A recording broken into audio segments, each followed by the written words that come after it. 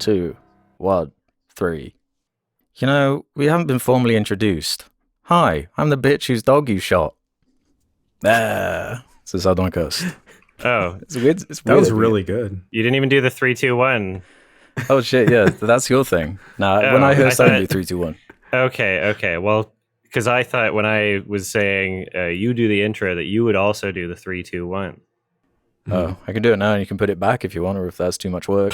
We'll leave that up to the editor. Yeah. It's an Okay. out of order podcast. It's a Christopher Nolan podcast. We've done it before. Ooh. We have. It's more and more. It's just becoming avant-garde. 2, 1, 3. There you go. Oh, okay. Well, Experimental episode. whatever the fuck. I don't care anymore. Hello, this is Adam from Your Movie Sucks. Yeah, There's a podcast. there's a podcast. Yeah, where's your Supergirl quote? Sorry? Yeah, where is it? Oh, what am I? Some kind of Supergirl? That's good. I'm Jake from Man Carry Thing, and the hierarchy of the Disney remake universe is about to change. Gee, nice. Nice. I guess I'm Alex from IG. I don't think I said that. All right, so these two dinguses went and watched Supergirl because apparently it's a movie that is important to talk about or something, or important to see. Right? As long as you guys enjoy it. Did you call us dinguses? I did say dingus. 40s? We're bringing back dingus. Are we Okay. bringing back dingus for real? Okay. I mean, yeah, this film does make a dingus of you. It's a nincompoop kind of film. Nincompoop ass film. The first nincompoop type film. Okay. Is it that bad though? That's what I want to know. Is it Yeah, really that bad? I think people are being too kind to it, if anything. Like, I gave this, not to spoil my rating, like a pretty low score. But upon reading the comic that it's based on, which I finished today, Oh, nice. I'm even more upset about this situation we're in. Because, like, it's like the opposite of Superman last year, which I really enjoyed on a first watch, but only grew as more time and, like, moments from it settled in my head. And I kind of love that film now. And I think it's, like, a really great flick. Like, a great summer movie, a great superhero movie. And, of course, the tease, or one of the teasers at the end of that movie is Supergirl showing up. It's like, we're doing her next. Kind of a risky play. Like, that's what they were going to do to follow it up. Yeah. Yeah, it's a big risk. It's insane. No one really, I mean, even in, like, the comic space, people don't care about this character, really. Like, she's not that popular. She doesn't really sell.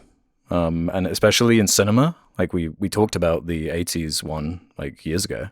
And that's kind of the stink she has in the cinema landscape. So there was a lot to do, I guess, like, optically for this character. And not only that, it was supposed to be like the second film in this, like, DCU, because everything's got to be a universe. So it's like, cool, this is, I guess, this is the Incredible Hulk equivalent to the Iron Man, if Superman is Iron Man and whatever. Yeah, I thought this was awful. I thought this was, like, unbearably bad. Incompetent at points. Like, I don't know, we're just past this. I just feel like we're so past this at this point, and audiences feel the same way. And for how expensive it was like, so really? All that goodwill you built up for Superman, and now you're, like, following up with this? I don't get the strategy. I don't get, like, it's just untenable to be in the situation where it's like, I guess the only way for these films to be good is for James Gunn to just do all of them. Like, he has to do everything all the time. In which case, it's like, just have a few Superman movies, just do a Superman trilogy with him, and just go from there. You know, like, this, I just don't think there's the hunger in the same way, especially with, like, Batman is, like, he's put on ice because he's like, oh, he can't be in this universe because we got the Matt Reeves stuff going on, and that's taking forever for various reasons. So here we are, where we get this. What even is this? I kind of forgot that they're trying to do Matt Reeves simultaneously. That's kind of funny, actually. Well, yeah, because they're floating that idea of, like, yeah, we'll have two Batmans at once. Wow, It's not gonna happen. the last Batman was before this recent Superman, right? Yeah, That's so funny. and obviously I guess they don't want to incorporate them because it would just be odd. Tonally different. Yeah. The opposite, actually. Yeah, and I don't know. There's just something kind of busted at a ground level about, like, it's already been done. Like, the whole, like, the Marvel building up to Endgame thing. Like, it's been done now. You can't really copy that formula again. They can't even do it again, let alone someone trying to copy it years later. So what are we doing here? The answer would be just make a good movie. And it pisses me off so much when you have a run like Supergirl, Woman of Tomorrow. It's like an 8-issue comic from a few years ago.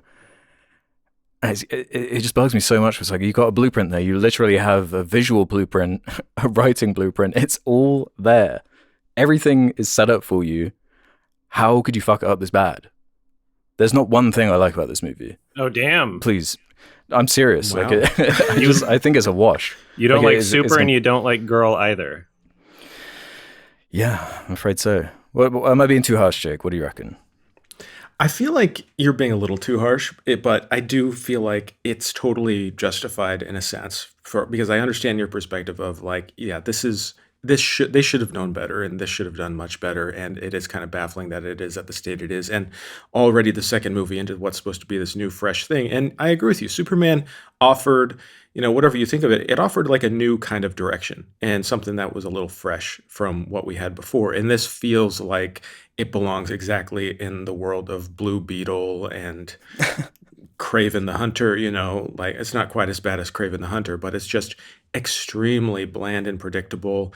And it comes down to just like the screenplay level. I mean, it's ironic and weird that James Gunn is like, the reason why we're doing Supergirl next is because that's the one where the script was locked in. That's the best script. I don't know what it is anymore. We're just looking at the writing and the scripts, guys. That's what we're doing. And I think that it is a combination of people are getting tired of this formula and Hollywood. I mean, look at Moana too. Like everyone is just Hollywood's 2 steps behind always. So they're just kind of trying to follow up, and you would feel like they would have learned their lesson with the superhero stuff with Black Adam failing and Shazam. And I mean, it's just been a crash and burn for so long at DC Studios. And now I'm also wondering, are they just kind of like trying to vamp before the merger, who knows how long Gunn is going to have a job here doing this. How much are they just trying to keep the product going and keep the, the value of the IP going for as long as possible? I mean, I don't know. The Superman sequel might be good. But there was an interesting Hollywood Reporter thing that came out, I think, a couple weeks after Supergirl tanked to the box office. That was kind of like a bunch of pointing fingers at what went wrong, like a lot of sources being like, no, actually, this is what went wrong. And it was woke. I'll read. What's the current theory? Well, so this right here is from the Hollywood Reporter thing. Gunn and Gillespie had Gillespie directed it, had creative differences over the direction of the movie. Numerous sources tell the Hollywood Reporter the film never found its footing in the post-production process. The test scores, which are counted on a scale of out of 100 points, never escaped the 60s, according to multiple insiders.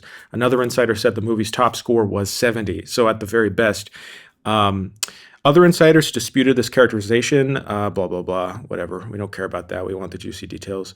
But basically there is reporting that there were multiple cuts that the studio wanted to do because it never came out of like pretty bad test scores. So the studio did a cut and I think Gillespie did a cut and they both basically came out the same, but the studio cut was like only 2 points higher. So they're like, I guess we're going in that direction. So it's kind of like, the best case scenario wasn't good.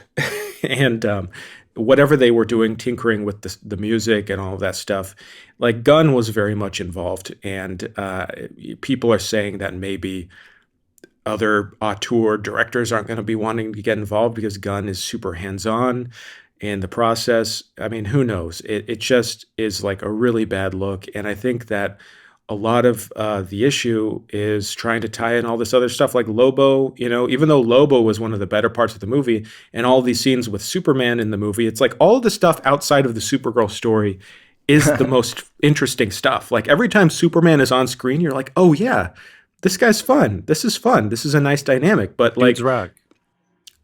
Well, yeah, I'm just sexist. So I'm like, yeah, it's the guy. Even then, what was kind of interesting whenever Corin Sweat would show up was like, oh yeah, that James Gunn Superman movie kind of looked like a movie at points, and you could see the budget on screen. Where the way this was shot and like the direction, I'm sorry, it's like atrocious for like an action film.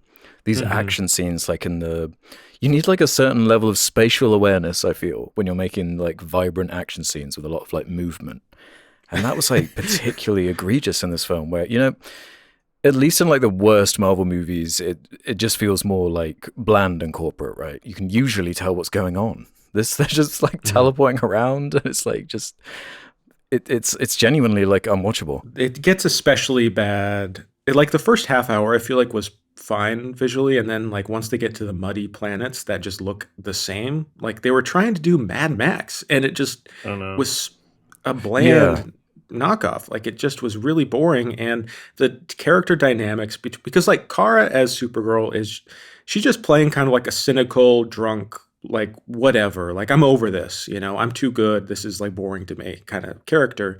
And that only works if it's paired with someone who's a little more like proactive. And I know that, and you can tell me, Alex, I think the comic was sort of based on True Grit, right? Yeah, it was. It's True Grit in space. Okay. And you could kind of feel that with this movie. And I feel like one of the best parts of True Grit is that Rooster Cogburn sucks. Like he's not good. He's old. He's bad at his job. He's incompetent. And part of what's fun is seeing this little girl kind of push him around and make him be tough and good again, you know?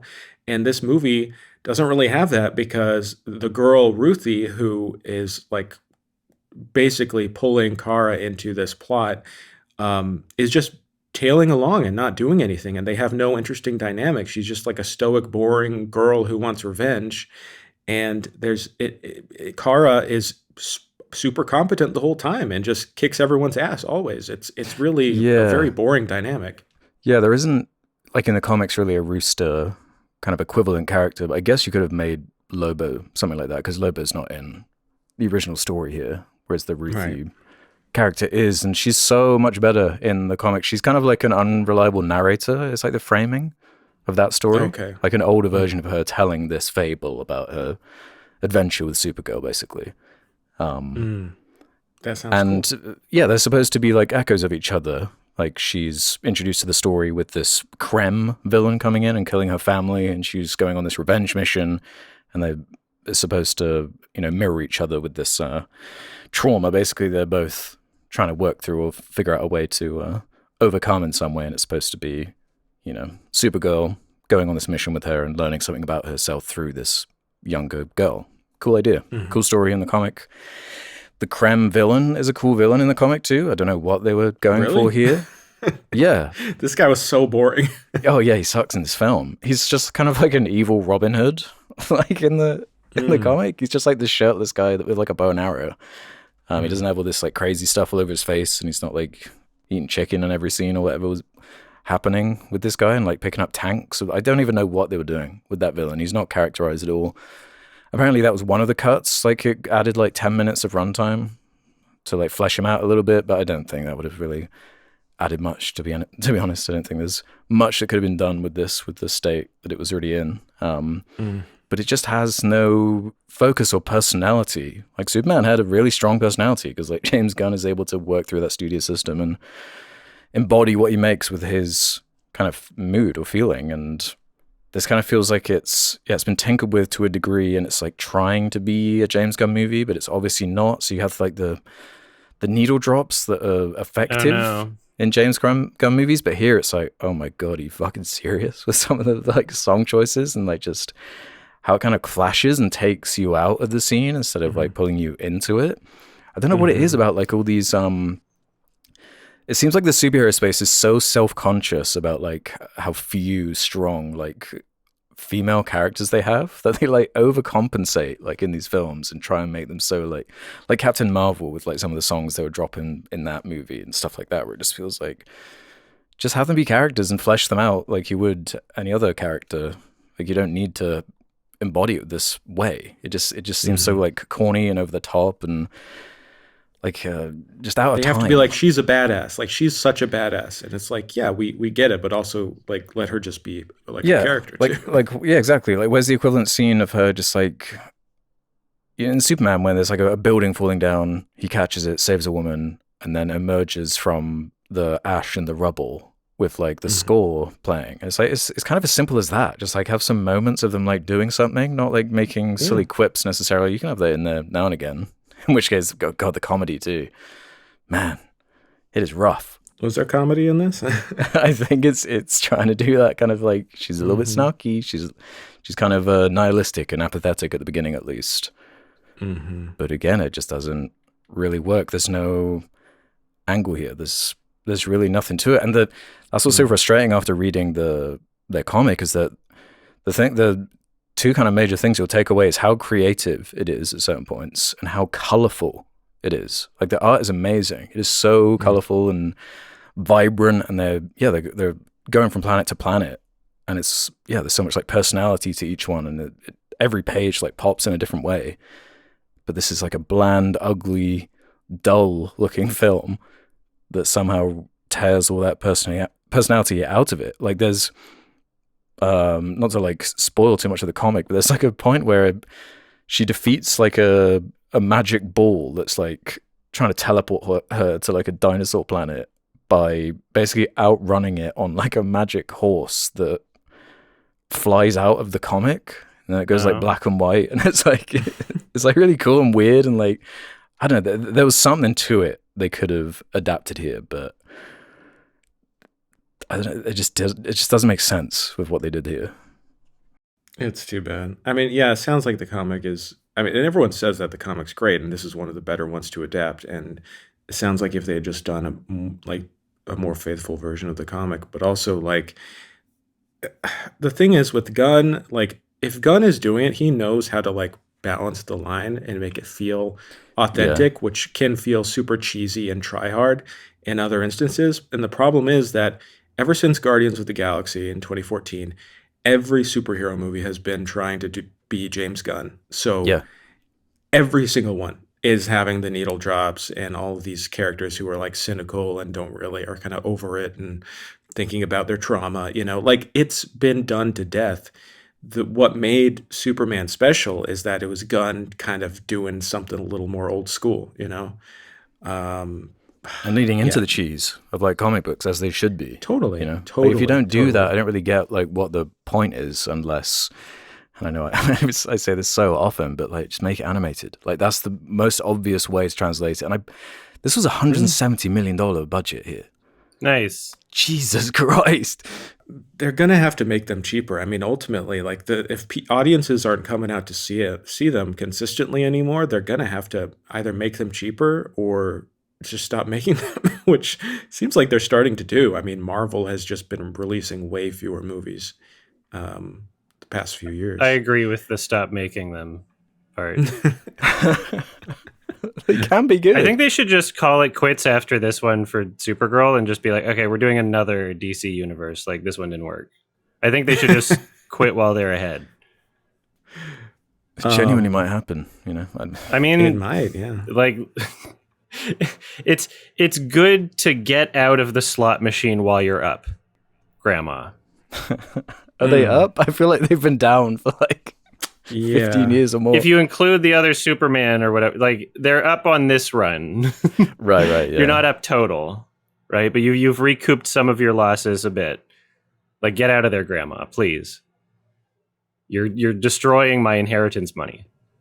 Of course, we say all this about the death of superhero movies, and then in a couple weeks, Spider-Man is going to come out, and it's going to make $2 billion. That'll probably be fun. No, I don't think. But that's Spider-Man. He's always been like that. Some characters are immortal to it. Batman and Spider-Man, people will always go and see. They're almost like a thing on by themselves. Yeah. True. Yeah, people always see those. Yeah, even if it's bad, I guess. And also, you make money on the merchandising, and there's so much merchandising. Like those characters are just having merch sell whether or not there's a movie. So yeah, they're so ingrained into like pop culture. Yeah. And I guess the difference is with characters like that, there are so many examples of good and bad, so people are just more willing. Whereas when it's something new, you kind of have to prove yourself more. And this doesn't really do that, obviously. Even on like a tonal level, there was some choices that were like, why did you include this? It's about like human trafficking. Like the villain is like a human trafficker, which just really clashes hard against like the kind of pulpy tone it's going for. That's not like an element of the comics. Like there's stakes to it. It's like serious, but tweaking the story for that to be part of it and having like this 13-year-old girl being like dragged along by Supergirl and like just putting her in constant danger for these villains who are looking to like capture her. It's just like what a strange decision to do that. That was really odd.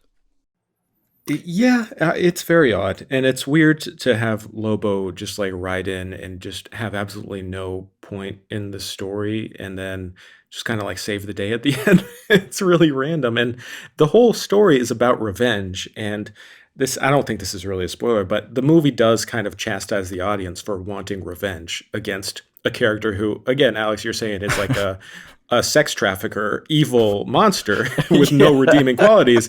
And the movie's just like, no, guys, it's bad. You should, revenge is not good. And it's just like, come on. You're doing a revenge story. Yeah. Like, let's be real here, guys. This is so annoying. And that's another element of the comic that is handled very gracefully and has a super cool, like, kind of ending. I won't spoil here because I think people should just read that instead of seeing this film. But the way it handles the whole dog being poisoned thing, as well as the way it wraps up with the revenge angle, it's like, oh, that's what it was going for.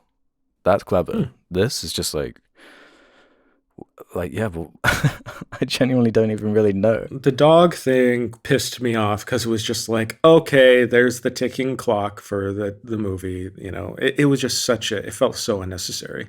Did you like the literal ticking clock, the like Superman watch? Once? Oh yeah, that was so fun, and 3 days. Definitely didn't feel like it's just 3 days. There we go. Yeah, it's urgent. Remember, guys. And did you notice how much of the dialogue was kind of illegible? Because I didn't have subtitles on my screening. Unintelligible. Yeah, that's what I meant. Yeah, there's an ongoing gag with Lobo, who's like calling her Dits, Supergirl. And his last line is "See you later, Dits," but it really sounds like he's saying "See you later, tits." Nice. Like it really sounds like it. Like it stood out. Like what the? That was a weird line for that like character to end on. But okay. No, that's great. Yeah, that's kind of the level we're at. And like, I guess if I had to find something that I liked, there were a bunch of like puppet glupshitos everywhere and like creatures just cantina key scenes, jangling. Just tons of cantina scenes. Yeah, they do kind of feel like the offshoots of like Star Wars movies of like, you know, they design hundreds of characters and they're like, oh, we won't use these ones. It feels like they've grabbed all those and are like filling the screen with them. And like a Seth Rogen like CG little glup like appears for like a scene and it's like, what? Mm-hmm. Cool. Okay. And there was no charm to it. There was no cohesion. No, there isn't, and there's no like personal style to each location. It really just feels like the same place over and over and over again. It makes the galaxy and this whole universe feel really small and uninteresting. Yeah, I mean, and also like the whole thing with Ruthie just constantly telling Kara like, hey, I need to kill this guy because he's still doing bad things. And she's like, don't do it. And then he keeps doing bad things. It just like, yeah, it's just so narratively just like pointless and annoying. And yeah, we've seen it all before. That's what I think. Yeah. I mean, on the budget thing, maybe like, because the next DC movie, I guess, is Clayface, like a horror movie about Clayface without Batman. I assume without Batman. When your whole cinematic universe is riding on Clayface, I don't know. I feel like maybe the planning needs to be rethought. Recalibrate. But I guess like that probably has more chance of like at least making its money back. Something went wrong. It's not going to be $170 million Clayface movie, right? I could be wrong. There's no way. No, I mean, it looks interesting. Yeah, I'll watch it. Yeah, maybe that would be more of a solution. I don't know, go smaller when it makes sense. I don't know. I just don't think this is even what should be being attempted at this point. It probably should just be make good movies and go from there. You know, like make a Batman trilogy, Matt Reeves. People like that first one.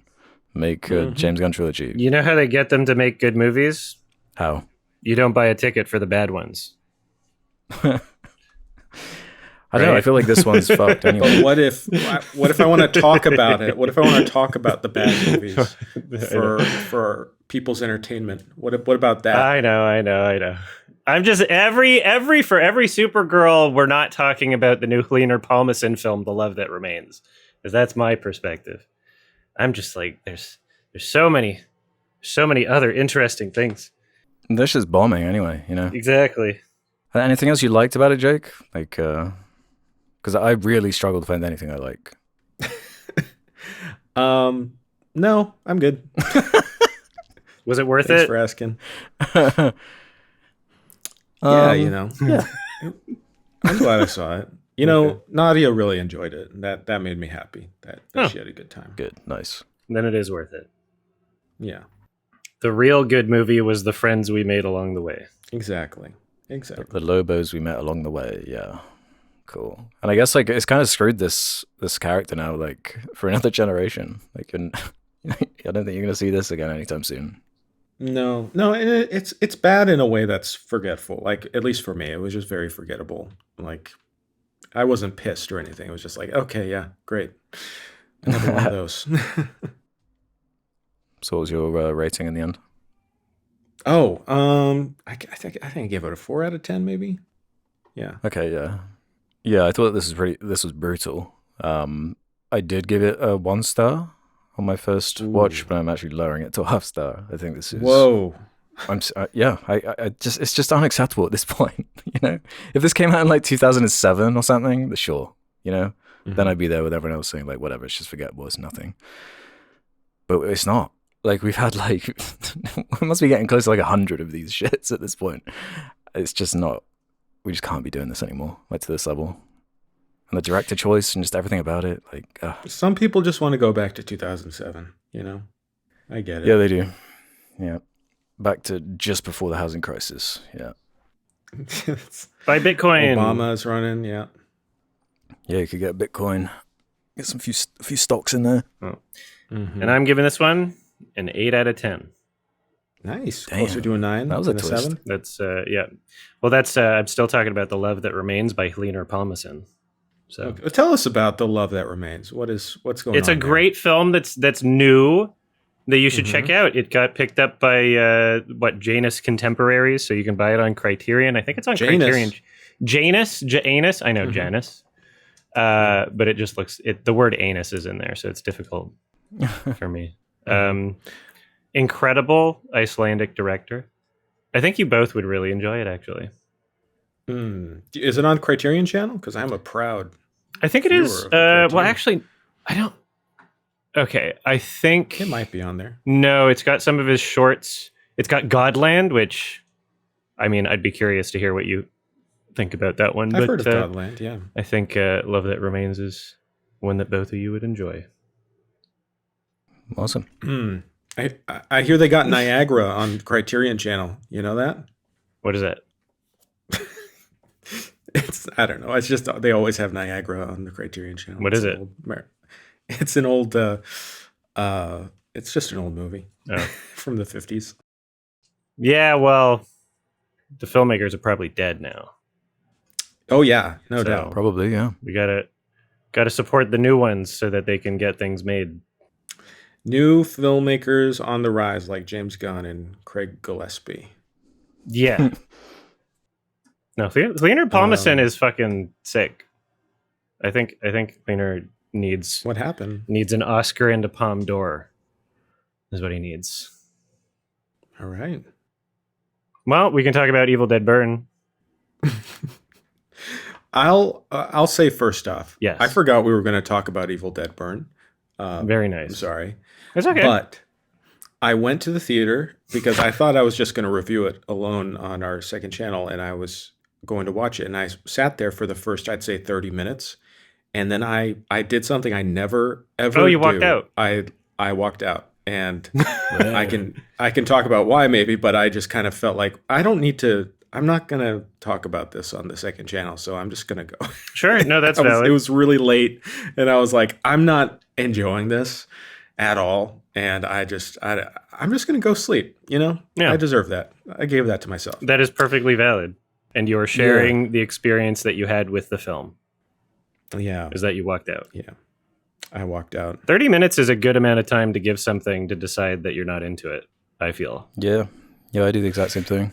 I knew in the first 5, I was like, oh, shit. Yeah. No.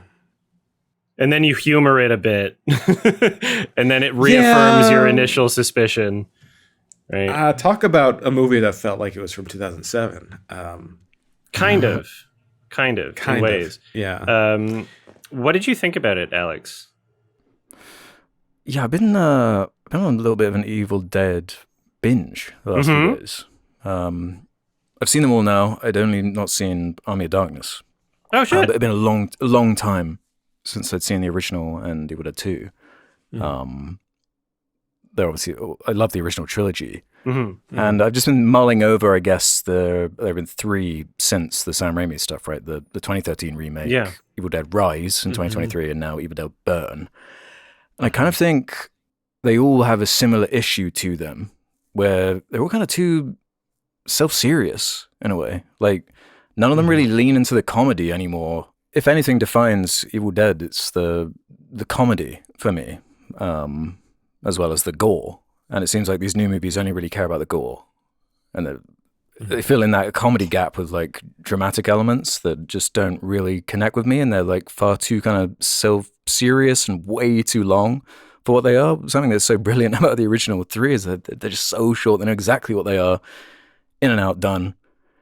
All of these newer ones are too long. Stick around beyond what they're welcome. And yeah, there are qualities, I guess, to this movie. There are some shots I really liked. There is loads of great gore in it, but I just feel like they tonally are kind of, as Jake said, out of time, especially when we're surrounded by, like, we've been saying it again and again recently, because there's been so much good horror.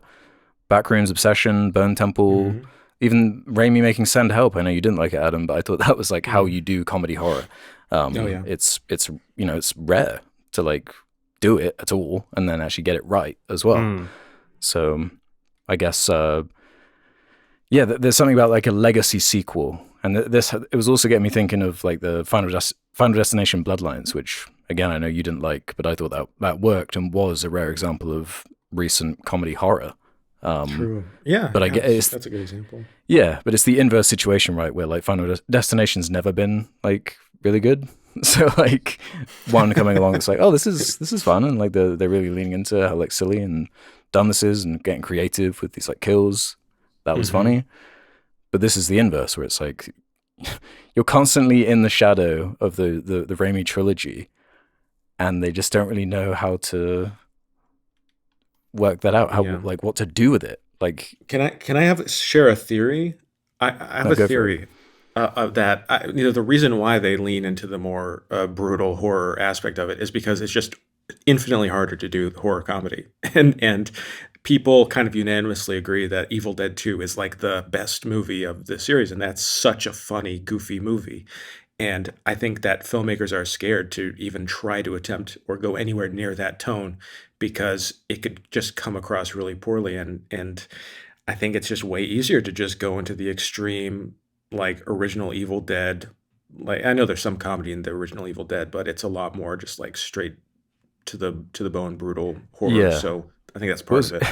It was making Army of Darkness funnier for me. Like the idea that like Burn and Rise are taking it like so seriously as opposed to being some kind of like mythology together. When it's like, sure. Like, it was like never really intended for this. I probably would enjoy this more if it like wasn't called Evil Dead, but then it wouldn't even exist. You know, and there's just something arbitrary about it. Well, it's called Evil Dead and not The Evil Dead. That's what separates it, is the. So they can make them infinitely. Did you guys like Evil Dead Rise? Were you guys fans of that?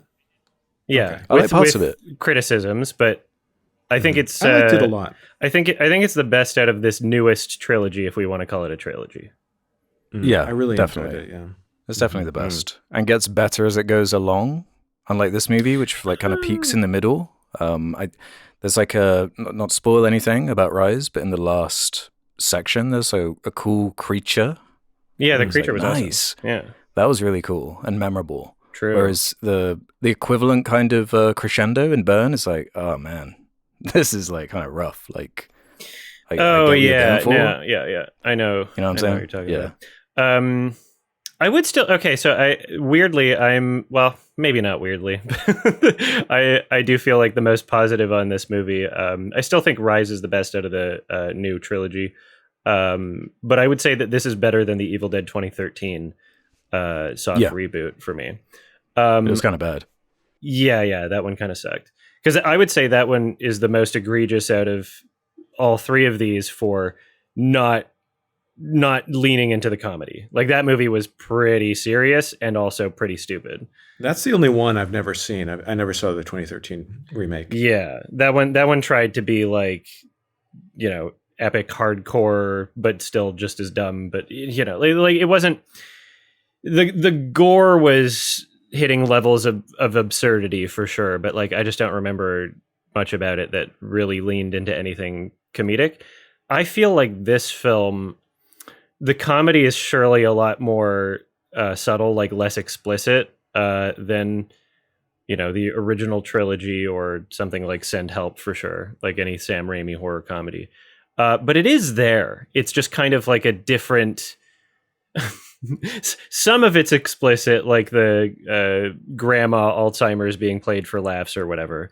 But other parts of it, I think that this film does understand the absurdity and ridiculousness of what it's showing, even with the soundtrack kind of like not really signaling that. It's almost kind of like an ironic, epic soundtrack. It kind of it does both, depending on which scene. But something like the dishwasher, like that scene. I think that knows how ridiculous it is. I think that there's much about this film that knows that it's going for more than just like fear, that it's also going for some kind of like absurd, wacky, outrageous, like a combination of emotions, if that makes sense. Mm-hmm. Yeah. No, I got that too. It's just I don't think there's enough there to maintain an hour 50 long movie with that. Because it's going for something with this main character who's it's about like abusive relationships. Yeah, and the way that's explored is kind of interesting, but also just like I don't know, it's not really why I watch Evil Dead for that sort of thing. Yeah, no, I appreciate that in concept, but in execution, it wasn't. Yeah, exactly, delivered exactly that well. It's kind of cringe, honestly. Yeah, it doesn't really work. It doesn't connect, and I am just kind of there for the absurd, like cartoonish gore, like you mentioned that dishwasher scene. There's a really incredible shot in a bathroom, which I won't spoil, which I thought was really well done. Yeah, there was the odd flash here and there, but the pacing was way off. The writing wasn't quite there. I quite like the dad character. I feel like that's the performance that kind of understood that self-awareness the best. I really liked how kind of over the top that was for me. Sure. But there's just not much to it, and there's not really much to anything in this movie, especially in context of all this horror around it that I just mentioned. We're like really spoiled at the moment. So something like this coming out, and it is like, as Jake said, a reminder of like, oh yeah, we've seen this like a million times. Some good stuff in there. I don't know. Even Rise, I think, is better. So this, yes, this is like evocative of older things. I would say in almost kind of like a survivorship selection bias sort of way. Because I feel like the landscape of horror movies today, although yes, much better as like whole films and stories and art pieces than this film, I feel like this is tapping into something that I've been like kind of starved for in terms of its extreme nature of what it's willing to show and the gore, and just being kind of like unrelenting in terms of how fucking just like borderline NC-17 rated it is, or not doing things in a way where they're concerned about the comfort of audience members. Yes, vicious. We could get into spoiler talk if we want. I don't mind. Sure, if that'd be easier. Yeah. So like, wait, real quick. I just want to say, sure. Yeah, you got totally fine to spoil and everything. I don't mind. But the thing is, for me, I was reading stuff about how it's kind of drawing from French extremism. It felt like it, yeah. And okay, cool. So I wanted to see it, and I know I just saw the first 30 minutes, but the biggest issue I had right away was the feeling like a sense of insecurity about, we aren't really sure we're selling this well. It had such a fast pace and kind of wall to wall sound that it reminded me of Lee Cronin's The Mummy in that sense. Oh. And even the opening set piece, it just felt a sense of like, we can't even wait a second to build up the suspense. It's just like, all right, we're showing you like the gruesome stuff and then we're moving on. You know what I mean? So yeah, I guess if anything, that's because I just want to explain like why I was just kind of like pushed away from the movie. It wasn't really because of the extremism of the violence or anything like that. Like none of that bugged me. I was just kind of bored by the like I guess the cinematic craft that was on display. It just felt very just not very intricate or anything. I think that's a good thing to talk about before we officially go into spoiler talk then, because I completely agree. The opening of this film is just so fucking weak. Mm-hmm. Yeah, why is it even there? From like every perspective. Like not just the opening death, but like everything leading up to where like the action actually takes off. Like the first like 40 minutes, I was like, retro, you know, like it's a lot of really, really close shots that were just, like 90% of the shots in this film, if not more, were just like super tight face shots, and that's it. And you could barely get any fucking comprehension or feeling for the space.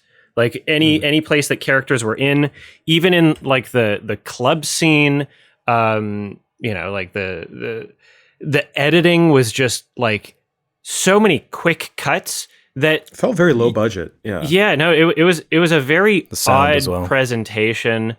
And it's so weird because like, when the guy's car flips over or whatever, that's a sequence where you sort of expect and anticipate in like any normal film or whatever to have a bunch of quick cuts, but it wasn't any quicker than just characters talking to each other also, right? There was such a lack of variety of framing, and just it felt not very inspired and very kind of thrown together in the editing room, which was really unfortunate for like so much of the movie.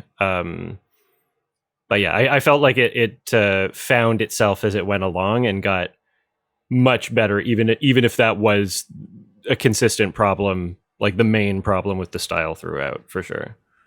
Yeah, the middle chunk is the best for sure.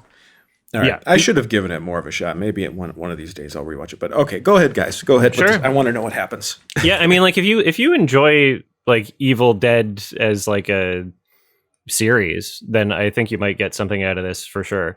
I would say it's valid to just pick up from where you left off and not watch the first 30 minutes again. It's not like that complicated of a story or anything. So, no. Yeah. So spoiler talk officially now. That dog fucking died. Like a very sad and that was pretty hardcore. Like, yeah, that was like, oh wow, you just killed that dog, and it was like really sad. And it was so Supergirl. Yeah, it was early enough in the movie that I'm like, damn, I kind of like that they're risking people just like walking out, because you don't see that much. Although the dog gets to become a zombo dog, demon doggy, which was cool. Yeah, I feel like they should have used it more. Yeah, definitely. Yeah, the more creative and wacky. If it just leaned into that to the absolute extreme, then sure, I would be there with it. Because like, I was teasing the whole end section with the CG monster man. I was kind of getting excited when they were teasing that like, her ex-husband's going to come back in some form. And I'm just thinking like a flashback in my head of all the like crazy stop motion and insane visuals from the original trilogy. But then when you get to it, it's just like this really lame, taking itself super seriously, just monster man walking around. Didn't enjoy that.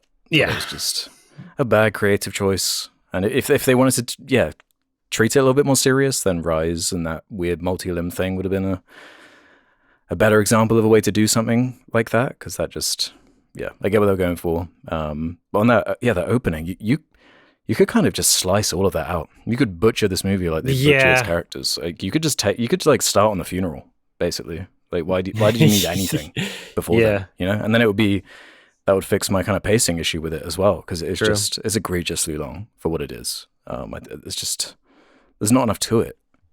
Yeah, it has like the structure of Gaspar Noé's climax without being interesting in the build-up. That's a funny comparison. I was not expecting that movie. I mean, like when things get going, they get going and they don't stop. And that's kind of what I love about this movie is that it's like, oh, we're not doing like a little tease of we're not doing like a mini action scene and then getting back to the bullshit and then waiting patiently like a fucking like any action movie, like even John Wick. I know people love John Wick, but like, you know, most of the movies for the first 3 movies, most of the movie is just like shit dialogue. I'm sorry. Yeah.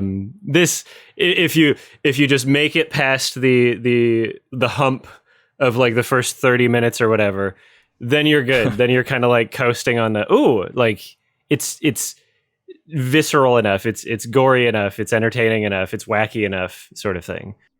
I guess just like recently, I feel like I've kind of had that what you're saying about that hunger for wanting the vicious, unrelenting horror movies. I feel like a Bone Temple, that was pretty like a vicious film. Bring Her Back had like that was like kids as well. Like that was hardcore. No. Yeah, in terms of like the where the level went on the dial, the number that they hit is similar. But the amount of it, the consistency of it, when I want something that's like unrelenting, where it's like you don't even get a chance to like calm down and breathe, I think that's fun for a type of horror, like anxiety film. Because I was reminded of like French extremism. Like I know Martyrs is French Canadian, but you know that's inspired by the same thing. You know, like High Tension by Alexandre Aja. Like there are things about this that I respect from a level of just what it's willing to show me and how it's not willing to like, or that it doesn't care about holding the audience's hand to make sure that they get through okay, sort of thing. Like I like that. Yeah, I like that too. Like Martyrs is a good comparison, I guess, as to how to make that work for me. Because I guess that film has psychological elements too. Yeah, like it has something underneath where this is just better like pacing too. We got to find the knife. We've got to find the knife that can solve the issue. Yeah, the writing was kind of shit in this one. Yeah, I didn't need the MacGuffin stuff like outside of the Necronomicon. Yeah, and then she didn't. I like the character who gets the pen at the beginning, and then in one scene you see him like take it out of his pocket, look at it, and put it back in. I'm like, you know, I saw the beginning of the movie too. We didn't need that. I could remember this very distinct pen you did a close up of. Like, come on, over explaining. Yeah. Yeah. No, what it was getting at, like thematically, if it was just handled by a more intelligent writer or someone making a smarter script, like that could have been cool. But instead, it's kind of like clunky in a weird way, where it's like, okay, I get what you were going for, and I respect that, but it kind of feels dumb just how you're presenting it. And the acting was good. Like the main actress, sure. And like there wasn't like a terrible performance. I would say the weakest was probably like the grandma, but she was played for laughs, so I guess that, you know, that's like fairly excusable. I do wish she was better, but it was difficult to take her seriously even at points where she was supposed to be scary. Yeah, I agree. I don't really blame the actors here. Yeah, it's its backbone that's the issue. No, it doesn't really have one. But here's another aspect of this that just, you know, is a part of the equation that eventually won me over with this film, even though it had a very weak start. I like that this franchise is something that not only gets to deliver in terms of providing me with some really interesting, weird, squeamish gore, something that I've, you know, probably never seen before, but at the very least feels like a bar above like the average horror movie that I could watch. But also, more importantly even, that each of these new films gets to have a distinct voice that doesn't seem to have a lot of like top-down, has to be presented this way, story has to be told this way sort of thing. And I'm sure there are notes, you know, Bruce Campbell produced it, Sam Raimi produced it, et cetera, et cetera. But like, even with its warts, even with its blemishes, even with the fact that I like really don't gel with the overall visual style of this film, I like that I like that I'm able to watch this and just be like, oh, this is like a different flavor of something, you know, and not have it just be like, oh, we're trying to do the exact same thing again. You know, it's enough of the voices of what we want, but like I love that it's able to experiment. And I think that's, you know, just going back to this ongoing theme of like the budget just being, you know, reasonable. 20 million budget here. Rise was 12 million. Like, that's how you do it. Perfect. Right? Like, I think, yeah, like it's pretty much made that back in a weekend. I'm sure it's going to be fine. There's already another one of these, I think, on the cards for 28, I think, maybe even sooner. Yeah, Evil Dead Wrath. Yeah, and that's supposed to be like a prequel from the director of Last Stop in Yuma County, I think is the name of the movie. That's an awesome movie. I think you guys would love that too. Okay. So I'm actually pretty excited for this new one because I really loved his last movie. Yeah, The Last Stop in Yuma County. And Jim Cummings is in it. Okay. Yeah, that was a great little indie movie. Yeah, I just couldn't get past the comparison game in my head with its contemporaries, especially with like the way like Obsession is so huge right now, and it does have some thematic similarities going on with the kind of abusive relationship kind of thing being explored. But the way it handles it in that film is like so like clever and unique, and we haven't really seen something like that. And that's like the conversation, even. Exactly. Yeah, it's become one of those movies. That's what keeps people talking about it. Yeah. Yeah, it's like everyone wants to give their take on it, you know? Whereas I don't think that's really what this is going for necessarily, but that's kind of the issue with it, where it just doesn't really pick a lane. Like there probably is something a bit better in here if you just chopped it down a bit. And yeah, I hear what you're saying. There's some really cool stuff in here. Like the shot I was getting at earlier in the bathroom with the mother character, and she like drags her in that continuous shot from each side of the wall until she's upside down and hanging. That was like really cool, I thought. That was the standout probably shot. Yeah, no, and it's so odd to have those shots in there because this is almost like, I don't know if this isn't like an accusation or a conspiracy, but it kind of like reminds me sometimes of like, you know how in something like Cocaine Bear, where you can tell there's like a very clear like shift from where the credited director is directing, and then when the like visual effects supervised like director is doing, like it's like such a night and day. Like okay, now that the bear's in the shot, it looks like an entirely different voice filming the movie, sort of thing. And that's true with a lot of special effects films.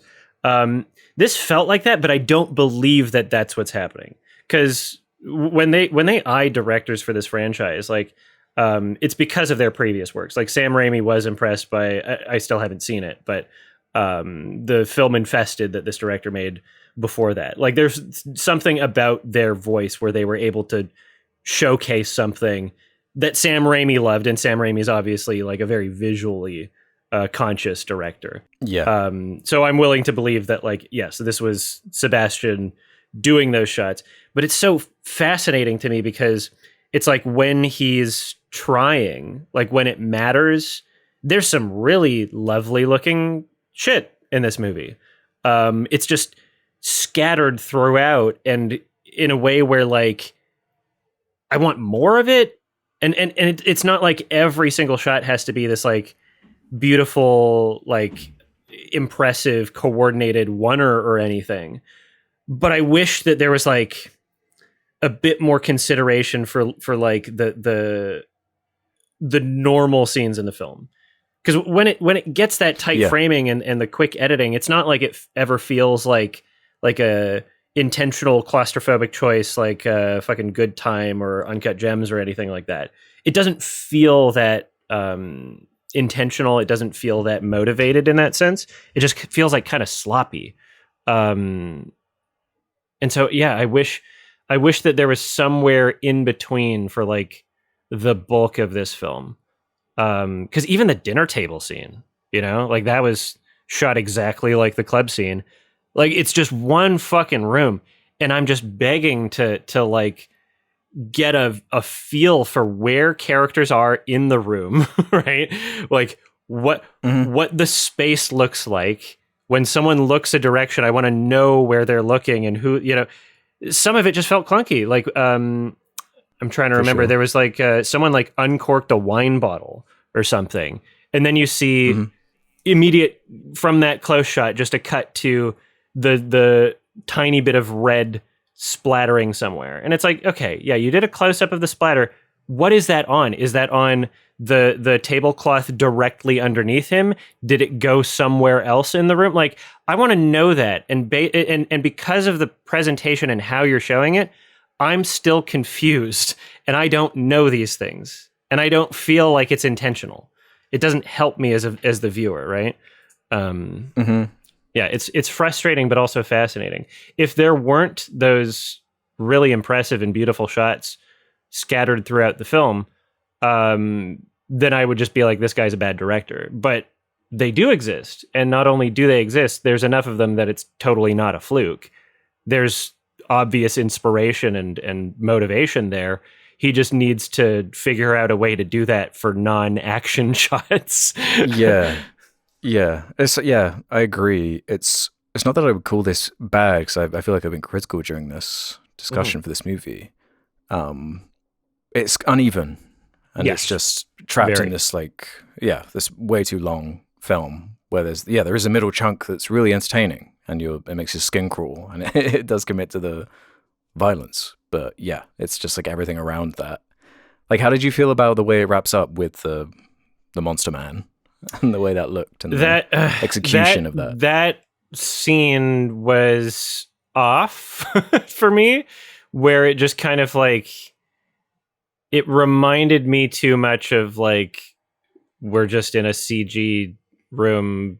Like, it was just, it felt indistinguishable from like a bunch of other kind of bad movies that would like, but it was like a recent Silent Hill movie or something, Yeah. like which again was interesting because there were a good amount of impressive practical effects in that middle chunk before that. So it's almost like setting you up to like, oh, this is like escalating to something. Are they going to show it all there? But it's like more contained in that middle section. Yeah. The climax was definitely not strong, but I was having such a blast like in the hour leading up to the climax that it was like, okay. I was like, it didn't feel like it ruined the movie or like took it down a point or anything. It was just like, okay, yeah, we're like petering out and we're close to the end or whatever. But I was satisfied with what I was shown. Like there's shots in this movie that are still like visually in my head, which is great. That's exactly what I want out of like visual filmmaking, is just for me to be able to remember it because it left an impression on me. Like when they're like chasing her on the rooftop, that was such a short scene. I wish that existed for longer. I wish there was more of the demon doggo and they used it more. Like there's a couple shots that were like promoted in the marketing. They were either in the trailer or posted as clips online before the film. One of them was the scene where you get those like quick whip pivot kind of pans or whatever, where they're like just arriving home before the reveal of the fucking car seat headrest through the chin as she walks in. Just the visual style of that was like, oh, you're doing something, and it's not just this like only close-up shots of face, you figure it out, boring editing. Like, oh, you're doing something. And then at the moment where I was like wishing for some sort of like longer take, I was like, this, there's some interesting shots in here. I just wish that there were some longer takes. And then it did the oneer, and I was like, okay, you've proved that you can do it. You've proved that you can do something interesting. Fuck, maybe it's a budget thing. Because obviously those require more coordination. Maybe it's a time thing. Because, if this was $20 million and it's almost 2-hour long movie and there's tons of, both practical and CG effects and everything, not everything CG wise especially looks the best. But like, there's a lot going on in this movie. So I'm willing to believe that like, had there been double the time and resources, that we probably would see more frequent, impressive, coordinated shots. Yeah. But I like that they're there, and I was overall satisfied despite a very rough, annoying start. Yeah, I'd watch another movie from this director. And this is also another, now you mentioned that Warner, that's another funny comparison point with Supergirl. They try and do the exact same style scene where it's locked to a character, in this case, in Eva Byrne, the Alice character, where there's a bunch of stuff kind of going on in the background. They try and do a similar thing in Supergirl with the 13-year-old, and it's like so badly kind of like blocked out. But this is more how you do it. I loved like the dad like floating in the background and like all the kind of creepy stuff going on. It's so like chaotic and crazy. That's so like weird. That's what I'm there for. That's what I enjoy about this universe, even if it's a bit too serious. I don't know. I would like to see someone lean into the comedy a bit more, because like I feel like that is more the gap. explicitly. If that's kind of the gap in the market with this stuff. Like you get like The Monkey or Death of a Unicorn, but I kind of hated them both. Like I don't think they work. You do get comedy from people who are not funny. Sure, yeah, anti-humor. But I just want to see like if they, I want to see some stop motion creatures or something. Like please, like oh my god, it'd be so sick to see something like that. I would love that. Get Boots Riley, Evil Dead. Yeah, like why not? Like I think that might be the answer in some way. Why not? Because he's a communist. That's why. True. Blocked. What would you guys say is your favorite, or is the most like extreme, relentless horror movie you've ever seen?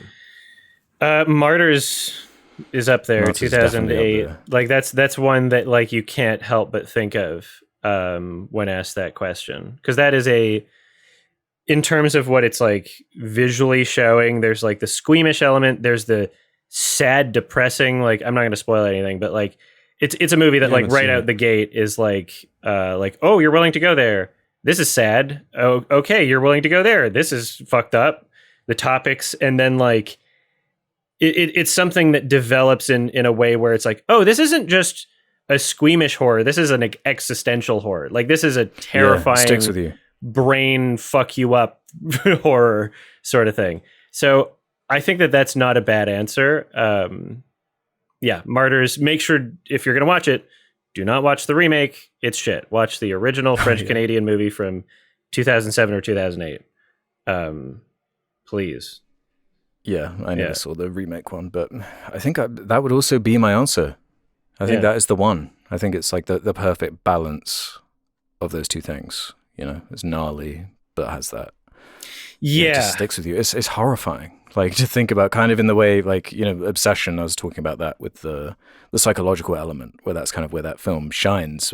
There's a bit of violence in there, but it's kind of mostly psychological and the implication of it. Whereas Martyrs has both.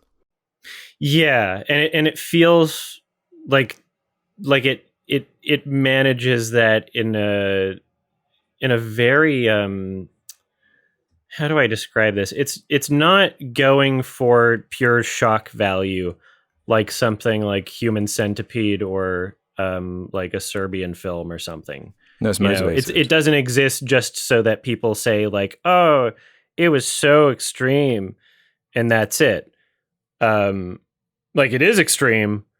It's got like a mystery element. I don't think anyone would disagree with calling it the most like extreme, fucked up kind of like horror movie as a horror movie, in the same way that like Dear Zachary is like a sad movie, you know. Mm-hmm. Like no one would disagree with you by describing it in that way. Like anybody who's like, oh, it wasn't that extreme is lying. Yeah, no. While you was talking, I've just like been scrolling through a list of like some of the best horror movies, and yeah, that's the one for what we're talking about in this conversation. Anyway, mm-hmm. There are other movies, other types of horror, of course, but for this kind of conversation, that would be the answer, I think. Wow. Okay. Well, that's one I need to watch. Yeah, you do. Mm-hmm. I mean, I can't believe I've seen all the Human Centipede films. You chose it. Dog. You chose to do that. Yeah, that's true. I haven't seen Carlito's Way, but I've seen all the Human Centipede films. Oh. Mm-hmm. I mean, we could say that about any number of things. Exactly. Cool. Well, I'm glad that you guys. I liked hearing what you guys had to say about this film. I'll say. Yeah. That. Well, here's a question then, Jake. Mhm. Are you going to watch the rest of this? Because there's one more spoiler that I won't say if you are planning to watch it. Because if you're not, I'll say it. But I mean, I'm probably not. I mean, Okay. who knows? Maybe one day, but not. well, for a I long think time. that you'll probably be okay with this spoiler then, because I think you'd like this information. Alex, did you watch to the end of the post credits? No, I didn't. Oh, so you don't even know this? Okay, so the No, let me know. yeah, so the spoilers for the post credits, like end of the credits scene. They there's a scene where there's like a little girl and there's like a bunch of like urns and like I guess I don't know if this is like outside the crematorium or whatever, and she's like, how come there's so many people on the wall or whatever? And this other woman's like, oh, that's because they're people whose family forgot and didn't pick them up, so we just leave them here for a couple months or whatever. And then she like looks at a couple of them, and I wrote down the names and I forgot to look it up after the fact, but I think they're relevant to the franchise. One name on the urn was Christopher Leroy, and the other was Ellie Dixler or something. I couldn't. It was dark in the theater, so my writing's a little messy. Bixler, maybe a B. Anyway, the little girl immediately, a character shows up, and it's the fucking mom from Evil Dead Rise. And she like shows up in the background and then like kills the little girl on screen, just like snaps her neck. And then I think she says something like, I'm back, bitches. I don't remember. But like very clear, like, I don't know if she said that. But it was a very clear to the audience, like, we're bringing back the one character and performance that everybody was raving about from Evil Dead Rise. So I don't know if that's going to show up in the Francis Gillespie, the Evil Dead Wrath. I don't know if that's the one that it's going to be in. Maybe it would be kind of weird if they didn't address it in the next movie. I thought it was supposed to be like a prequel thing, but I don't know. We'll see. I'm fine without anything lining up in any way whatsoever. Like, sure, this series has never been, an MCU gathering things together. Although it would be nice to see that actress again. She's great in that role. But yeah, I'm fine with everything just being a one-off, stylistic display of brutality and fun. That's what these movies are for. Like, if they're going to be turning it into like an MCU, making all the timelines line up, like, I'm good. No thanks. I'll be done with these movies. That is valid. I don't think the only option is MCU in terms of that comparison, because I would like every franchise to turn into Saw. Is what I would like. I would like that kind of connection and retconning and rewriting and flashbacks for most of the film. That would be my ideal for any horror franchise that I'm not really particularly invested in the story in any way. Yeah. Is that what MCU is doing? Because that sounds funny, but it doesn't sound like I'd like it. It's about as messy as where Saw is at this point. Okay. Just not as fun. Yeah, no, I enjoyed this movie overall. I got what I wanted to out of it, and I'm giving it a 6 out of 10. Yeah, it's, I don't know. I'm really torn on a kind of a high 2.5 star or a really low 3-star. I just feel like there are moments from it that I'd revisit, but I don't know if I'd want to revisit the whole thing. Whereas with Rise, I'd happily watch that again, partially because it's just it's so much shorter than this movie. Out of like the pantheon of these Evil Dead movies, it's one of the weaker ones to me. It's not as bad as the 2013 one, but I don't think I'm really going to be thinking about or remembering this movie when it comes to like assessing 2026, especially with, as I've been saying again and again, the horror competition and recent kind of examples we have that are just so memorable and excellent. What I would what I'm just realizing right now is that the amount of movies in the franchise that I enjoy is quite a bit. Like it's only one that I would just don't really feel excited about returning to. And I feel like if these other ones weren't things that I enjoy, that I never would, but now I'm like, I'll probably do a marathon in the future. I'll probably watch through all of them in the future, which means I would have to rewatch the 2013 one, which makes me sad. Yeah, it does kind of stand out as being like that. Because that one was just like a remake. It wasn't even really doing anything much new. At least Burn and Rise are takes, you know? Exactly. Yeah. Way to go, Sam Raimi. I love this thing that you've created. And it's so weird that you'd almost expect it not to be something that would be consistently successful.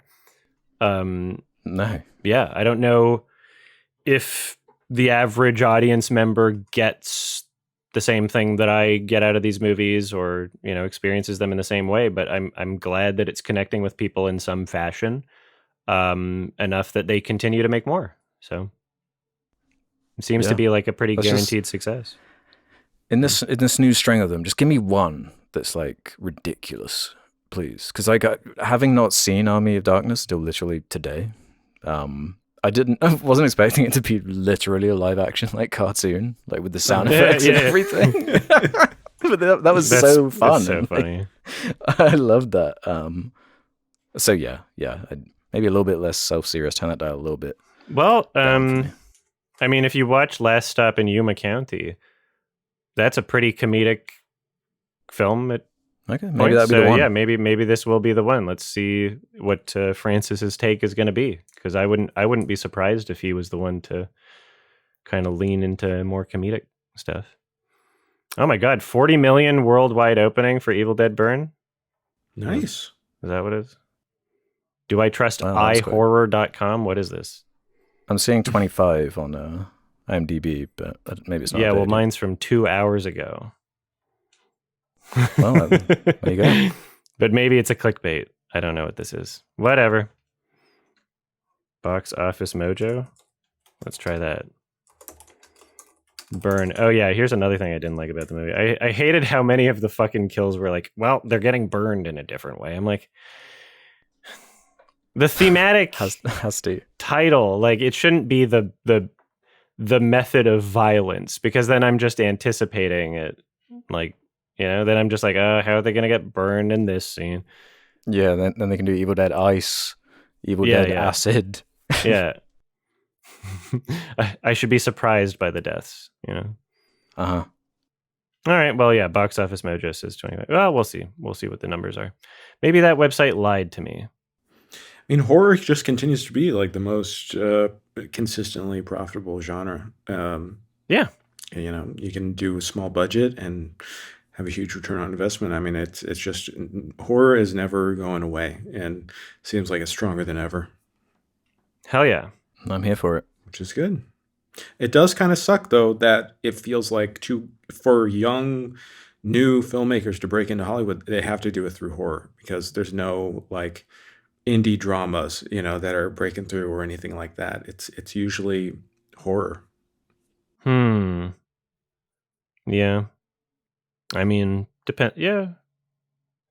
depends in which circuits they break through, but yeah, I would say more often it's horror, especially nowadays. This past year was insane for that. And that's definitely the trend for sure. Yeah. Mm-hmm. Yeah, not a lot of whiplashes out there. No, true.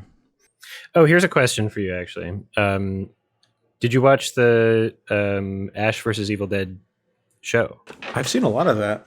No, I was looking at it, saying that Sam Raimi directed at least some of it or something.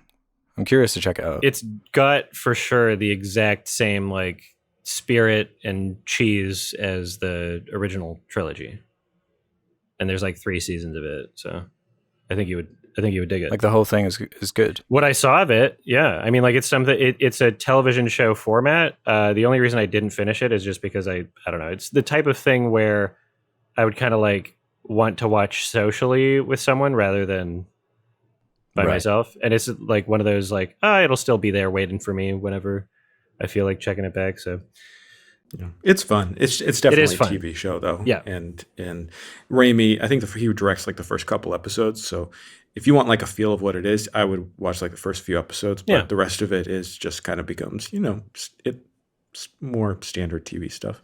Okay. Yeah, I might check that I out. don't know if I would call it. Well, a good chunk of it is, yes, but yeah, it still has the same feel as a lot of the other Evil Dead stuff. I'm there if I get more Bruce. Exactly. Bruce. He's so good. Okay, time to talk about the movie recommendation.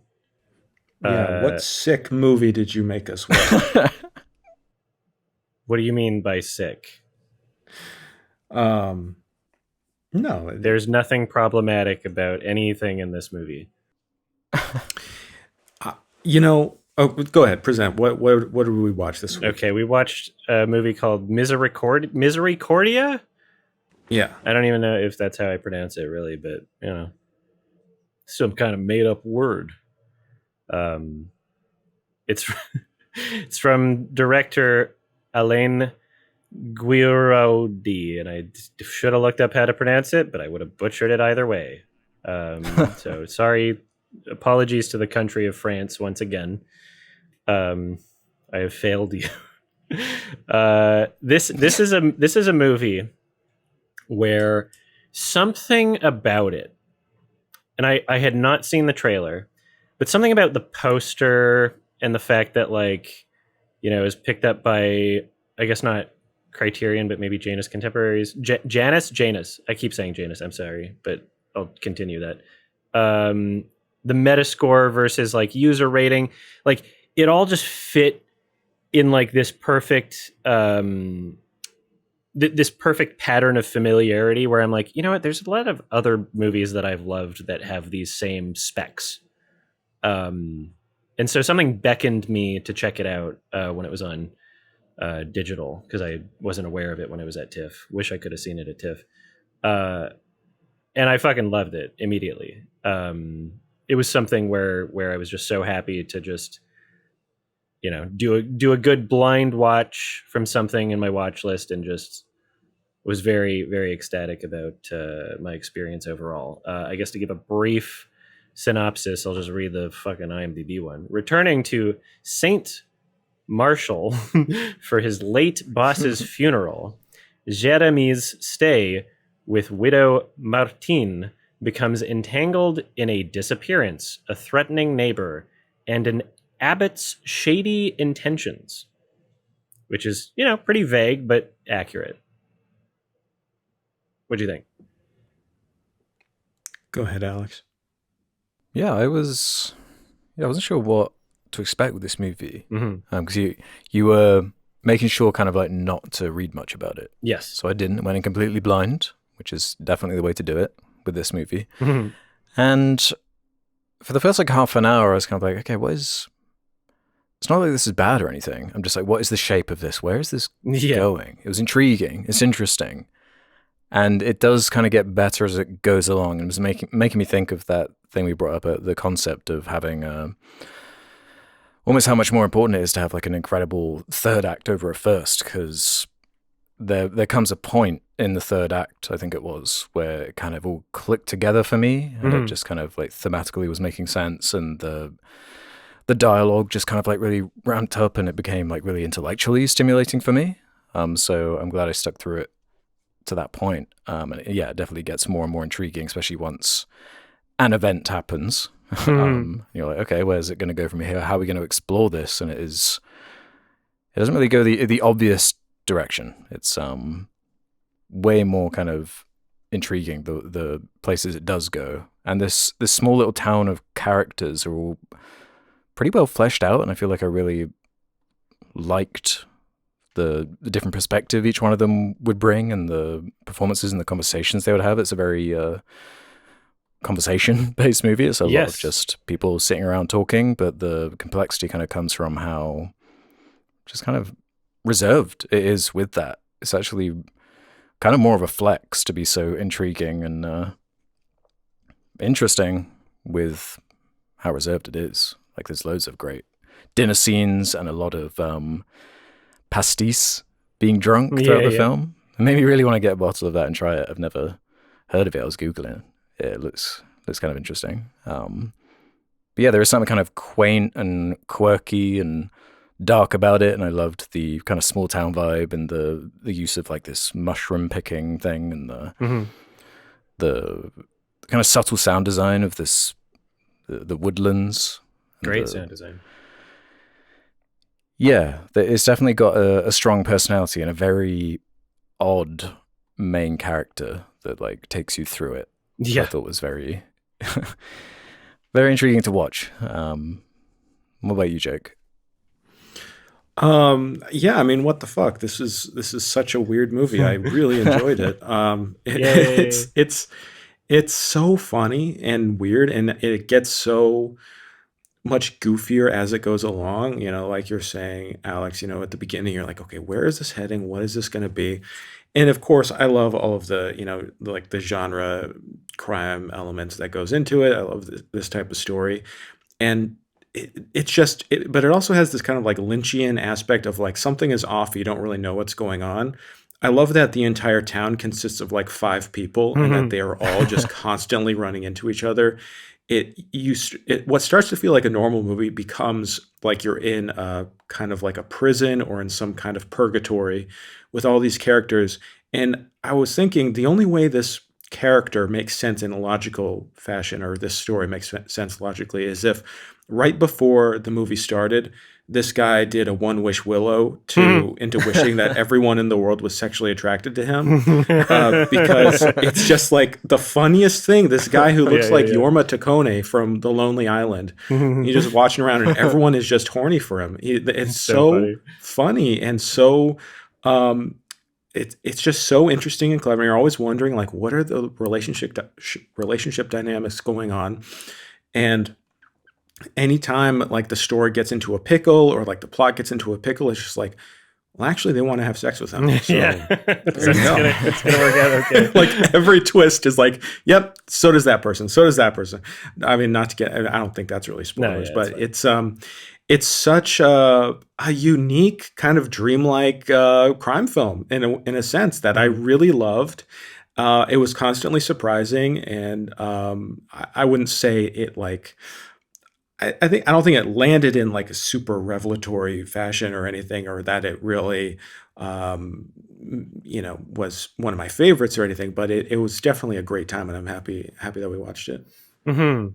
Yeah, no, this is a movie where for the first like 30, 45 minutes. I mean, let's just get into fucking spoiler talk. What are we doing? Yeah, you kind of have to. It's difficult. This is the reason why I wanted to not have anybody look up anything and just go in blind, is because it's just like the core of the movie is almost kind of like a spoiler, you know, like the experience of it. So everybody watch it. We all seem to enjoy it.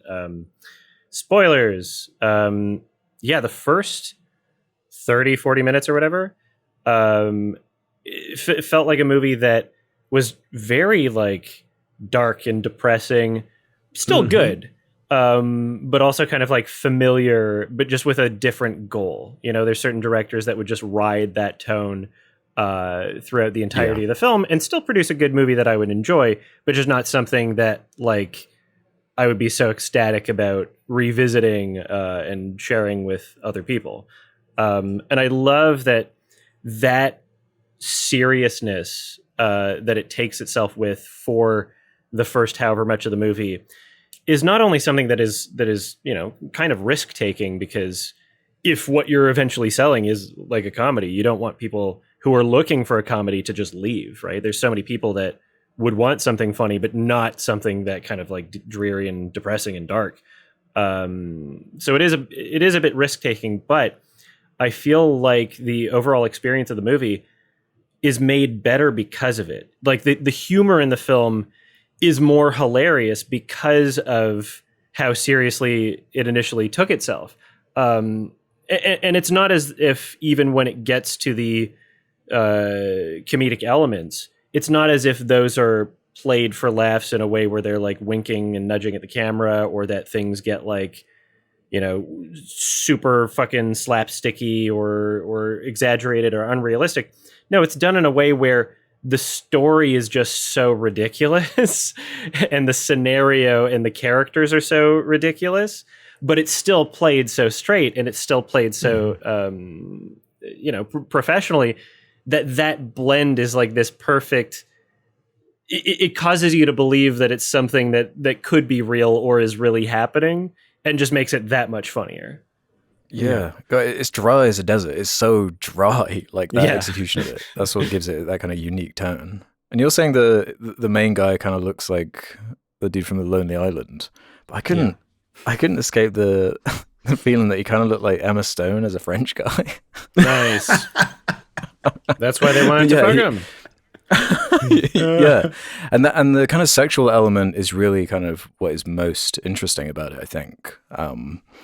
And where that goes, because like everyone wants to fuck him, but he also wants to fuck one of the characters, and that's a great scene. And one of my favorite characters, I think. Oh, he's great. But yeah, that you couldn't really predict any direction it was going to go, and like even on a comedic level, I wasn't really like laughing that much. I was just kind of like, what the fuck is like going on? Like I can't stop like watching. Like I'm like so engaged in what is happening. Maybe I'd find it funnier on a rewatch, and apparently this filmmaker's other films, or film, I don't know how many they've made, I'm not familiar, I kind of have a similar thing going on. But there is just something so odd about it. I love when a movie like goes off the rails, and it like this movie starts out as one thing in particular. I really thought it's like, this guy comes back to this old town where he has all these relationships and there's this drama, and I thought he was like, sexually abused by the guy, the dad, who died, his mentor or whatever, which still may have been the case. It's not really explained. I thought that was the implication too. Yeah. I thought that was the implication.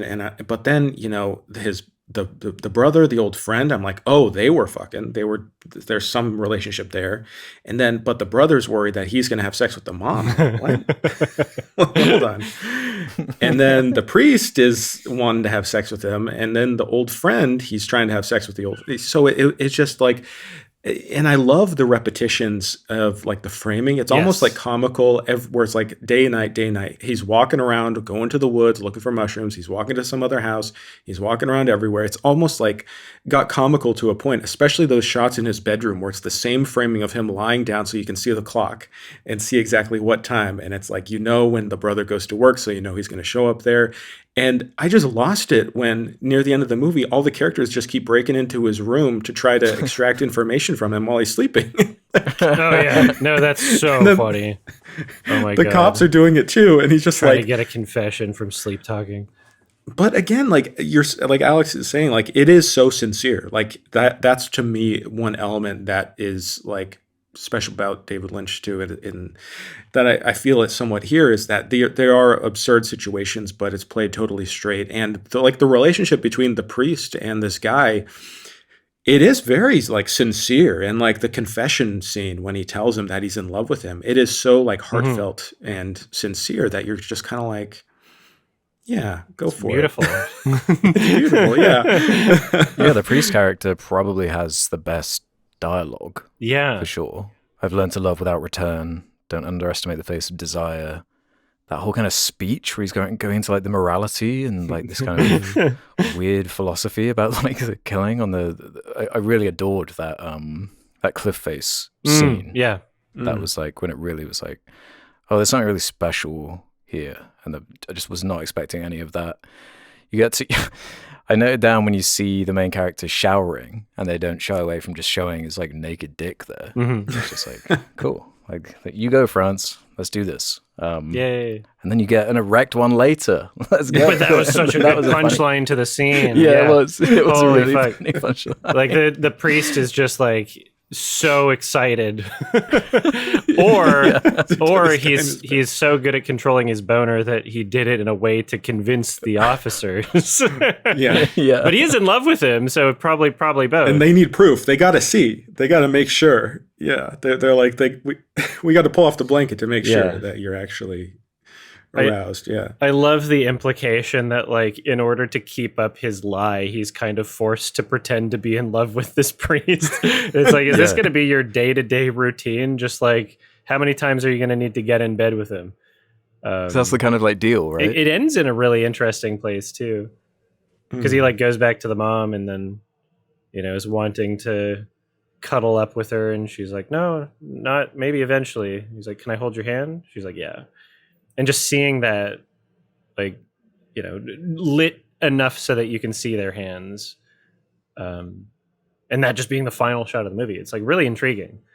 It's an interesting place to end it for sure. It's just, just the central character being like so aimless is what is so unique to me. Where it's like you're spending the first like half the movie just being like, what does he want? Like, what even is his motivation? Like, he mentions the girlfriend situation, which is like, was he even telling the truth about that? Like, like what is going on in this guy's head? Is kind of what was keeping me like locked into what was happening. He's kind of just like a leech and a really bad liar and an idiot. Like he is so fucking dumb, and I think he just acts really impulsively, in a way where like he appears to be relatively like reserved in many aspects, but then you see, you know, like not only the murder but also him just kind of like taking off his shirt and going for it to a guy that just like wasn't reciprocating, you know, like that, a very bold thing to do, especially given the circumstance. Like, you're there because a guy died, right? Like, this is a weird thing to be doing right now. What, you're just horny? And then playing it off like later as giving if him it any was signals. Yeah. And then later just playing it off, like telling the guy like, oh no, it was a drunken gaffe, it was a joke. Like, no, it wasn't. You're a terrible liar. But people just kind of believe him. People just like take his word, and they're so naive and you know, wanting to give him the benefit of the doubt in any situation, that he just winds up, you know, continuing to be an idiot and a monster and like just getting away with everything. It's so ridiculous. Yeah. And you mentioned the cop breaking in to like try and, because they established that he talks in his sleep, so they're trying to get a confession out of him while he's sleeping. I wonder how that would hold up in court. Yeah, probably not very but through well. the execution of that, I was like, this is so dreamlike and weird. I was like, did this actually happen? Or is this like actually going this direction now where like, we don't actually know what reality is? I think it is kind of answered, but at that point I was like, what is it? Was that even, did that just happen? Like, what the fuck is going on? I mean, what do you guys think is like the ultimate, like, I won't say message, but like, what is this all about? What is the point of this story besides like, don't trust the unemployed bisexual in your town or whatever, you know? Like, what is the point? I think it's when the priest said that there's no ethical consumption under capitalism, so you might as well just like murder people and That's basically what he said. Yeah, just different words. And the fact it's coming from a priest is so good. Yeah. Yeah. This weird, like, nihilistic, like, take he has to justify his love for this guy. It's like, whoa, that's hardcore, especially coming from a priest. I mean, I like that I don't feel whatever like clear thematic point and intention from it, that I'm kind of like, you know, there's a few different ideas playing at once here. There's a few different goals for the film, narratively and thematically, you know. I like that it gets me to be thinking about multiple different things without a clear, like, beat you over the head, this is what it wants you to believe sort of thing. Yeah. Yeah. No, it's mysterious, and it's evoking a feeling. It's not trying to tell you anything. And with how kind of weirdly believable it is, it's kind of like absurdist. It's pointing out the comedy and the chaos of everything. Like, I could believe this like happening. Like, exactly. You read like Wikipedia pages of like weird murders and just instances in human history, and it's like, I guess like this isn't, I guess, that crazy. There's way weirder shit going on. Yeah, like every day. Have either of you seen Stranger by the Lake? What is his other film? Stranger by the Lake. Yeah, so that's one where I apparently tried watching it in like 2013 and was kind of like, and didn't finish it. And I, you know, watching this is so great that it makes me want to like maybe give it a second chance, but I don't know. It's one of those things where I've also talked to like other people that have seen his filmography, and they're like, yeah, I'm not really into his other films either. Like Misericordia seems to be pretty unique, but maybe this will be the start of him creating like consistently great things. He's got great reviews for the other films, but they just don't appear to be as like out there and unique and, you know, not the same kind of feel. That's for sure. Okay. All right. Yeah. I mean, I do want to. I'm just intrigued to see like what his deal is with his other. I know, films. right? Yeah, I hope he makes more like kind of fucking awkward, uncomfortable, weird, bizarre, crazy, cringe things like this. Because I was just having a blast from the first time I watched it. I was just yelling at the guy like because he's such a bad liar, and not only is a bad liar, he's like so stupid that he has all this time to like walk back to every location, knowing the characters that are there. Like he even sees the fucking police car outside when they're pulled up. And every single time he goes into a scene, like he didn't really have an alibi in his head beforehand. He's just making things up the moment that somebody asks a qualifying question, just like, well, but why did you do that if you said this? And he has like a different answer, and it's a bad answer, but it's like enough that like they'll just accept it or whatever, or maybe they'll ask another one. I'm like, you should have thought about this a little bit harder. You should have just thought about this a little bit. It doesn't seem like he thinks like at all about anything. And he'll like rewrite things too. He'll be like, I didn't say that. Like, fuck. And he just it's so funny, just the incompetence of everyone around him, like not really following through and doing their due diligence to solve this crime and like properly interrogate him. And he's being so odd that the cops are just kind of like, when the priest covers for him, like, well, that was what we're expecting anyway, so that makes sense. Well, we saw your boner. Sure. They're just like, we've seen crazier. Yeah. Like whatever. Good luck to you both. Be happy, you know. They're like, hey, it's 2025. The fact that he's constantly going back to the forest often enough to collect these like morel mushrooms, and people are like, oh, they never grow this time of year, and they're like only growing on his body. He's doing it often enough that the cops pointed out, they're like, oh, you just seem to spend all of your time in this forest while you're under investigation for a murder. Suspicious. The things that I like about the movie could also be like things that could not be, you know, it's one of those things that's hard to criticize because it's like, yeah, it feels repetitive. And at certain points I was starting to get a little bored, maybe in the midway section. But that also feels like an intentional quality, that it has this like these cycles of repetition of we're just going to the same locations over and over, the same 5 characters. Because it builds to this just absurd level where by the end of it, you're just like, this is great. To me, it never felt repetitive in terms of like just seeing the same thing over and over again without there being like additional build up or added context before seeing it. To me, the repetitive visual nature was something that was actually really helpful and really impressive for me because, as I mentioned with like, you know, Evil Dead Burn, the way that it was shot really prevented me from like properly feeling the space of any environment. Whereas this is a film that by the end of it, like you could probably like just map out where the houses are that he keeps returning to, where the forest is. Like you feel like you get a great sense for the town. And there's a level of consistency with how it's showing things visually, like the room being lit entirely blue by that alarm clock time.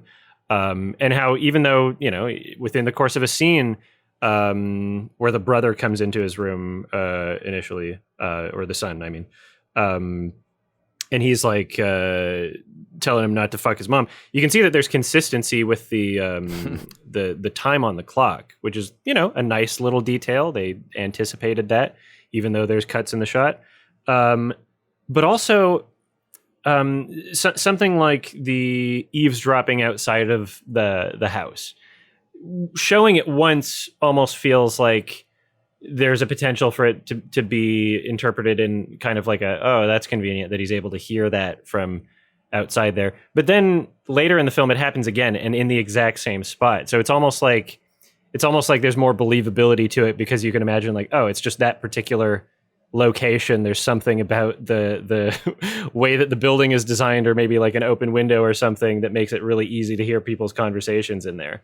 It's like reincorporation of scenarios and events and visuals that really give it like a sense of like grounded consistency and helps you to more easily believe in the world that it's creating. Like it gives it a solid structure and foundation to be like a real place. Yeah, because you mentioned the continuity, and I was noticing that during the many drinking scenes, where like the levels of their drink and everything were always like very consistent and like kind of meticulously maintained. I thought that was very cool. The wound on his face too, like it heals over the course of however many days, and it's that was really cool. Well done. And the kill scene, I thought the injury on the head and the practical effect there looked really good and convincing. It was horrifying. I got to mention the sound design in this film, not just the, background kind of setting, mood, ambient sounds of the forest, which were all incredibly well done, really super, super well done and atmospheric. But also, this is a film where, there's technically action in it. There's like a couple quote unquote fight scenes, like that's what's happening. But because of its grounded nature, and the fact that it's trying to present itself in a way that feels authentic, not only is the fighting bad, like these aren't professional fighters, they're just kind of like shittily wailing at each other in a very sloppy way. But the sound design when it comes to the impact sounds for the fight, and especially like the rock on the back of the head, like it's not indulging in this like hyper exaggerated or loud or unrealistic impact sound that you would see in nearly any other movie. It's not overindulging in that, but it still retains the level of impact when you hear it. Like it's just enough that it's like probably not a real life one-to-one sound. Like they probably boosted the audio a little bit of those impacts, but the Foley was really, really well done. There's a part of our brain that understands when something appears to be realistic and authentic. And for something like that moment with The Rock, it makes it all the more shocking that it wasn't handled in such a... no score. Like no music really until the end credits, which just emphasizes all of that kind of the realism aspect. Yeah. And there's scenes where it almost feels like there's a score because there'll be like a low hum of the car, like as they're driving up. Something like that, it is a feeling that scores try to replicate often, but it's purely just sound design, like atmospheric sound design, taking the role of the score in a weird way. Like it's really well done. The soundscape was awesome. Like the pitter patter of the rain drops, like in the woods, or the wind moving the leaves on the trees. Like that really stood out to me. Yeah. Hell yeah. No, it was great. Yeah, the way the sunlight moves across and the clouds moving across the mountains. Yeah, it's very beautiful. The framing, is just, and everything that it's capturing, the autumn setting, the landscapes, like every time it returns to the forest, even though there's some familiar locations, you still get these new, like wide shots that showcase the landscape in ways that are just really, really well framed, and things often appear to be like paintings in this film. Like it's just absolutely beautiful. It's fun to have a film that can be so well made and meticulous and beautiful and professionally presented, but still be so fucking ridiculous and feel stupid, because it gives it that believability of not just the universe, but also the trust in the filmmaker that they know what they're doing and what they're showing is intentional. That it's not just thrown together. And I guess what kind of counted for that repetition that you're getting at, Jake, was I just felt like it had a really quick pace. Like a lot of very short scenes. It didn't really linger or get dull to me on that front, especially once the murder occurs. And it's like, well, okay, now I have to know what's going to happen here. But yeah, a good pace here. It's not a long movie. No, yeah, it went down easy. I mean, yeah, it was definitely not too much of a pacing issue for me, especially again, yeah, once the murder happens. I mean, once a murder happens, then you're just like, okay, well, how is he gonna Yeah. wiggle his way out of this Yeah. one? And it just gets even more insane and ridiculous in a very fun way. I don't think there's any extras or any characters walking around besides these characters. That's why it feels like purgatory. Like Yeah, it might this be. town is dead. It's literally just the same like three locations that they walk to everywhere. It's Yeah, so maybe he funny. died at the beginning. Maybe that was his funeral. Maybe he died. I mean, I think maybe that's just kind of like that's what it feels like to return to, or maybe not for everyone, to return to your hometown or where you grew up. It's purgatory. Yeah, maybe. You never know. I have no idea. I do like that they acknowledge, like literally near the end of the movie, he's saying like, I don't know, the police just kind of like just show up in every room like they have a skeleton key or something. Like they just literally acknowledge that out loud. Like it's a fun comedic self-awareness that it's very, very admirable. The scenarios that it was presenting with just how fucking awful he is at lying, and just before the priest comes to save him, when the police are interrogating him like pretty much right over the dead body in the forest, and you can see just in the performance just how nervous and like at the end of his ropes he is. Like it almost felt like in a different film you would see something as exaggerated as like that Jordan Peele sweating gif, like it felt like on that plane of ridiculousness that this was just some sort of really long but professionally presented sketch comedy segment, really. Yeah. And I wondered if there was any Patricia Highsmith influence here, because the movie reminded me in some ways of The Talented Mr. Ripley. I don't know if you guys have seen the movie or read the book. No, I'm aware of it, but haven't seen it yet. Ripley is a very queer-coded character, and is basically becomes obsessed with the character and ends up killing him and trying to impersonate him and take his place, and tries to live off all of his money acting like he is that character. So that reminded me in some ways of this character kind of becoming he's living in the bedroom of Vincent, before he ends up killing him. And, the mom clearly likes him more, everyone seems to like him more. So I felt a bit of that kind of like impersonator coming in to be like a little Tom Ripley a little bit. So that may have, I wonder if that had some influence here in the writing. Mayhaps. And honestly, now I'm thinking about it, like on the believability aspect, just the general casting, I feel like is very just kind of like non-glossy.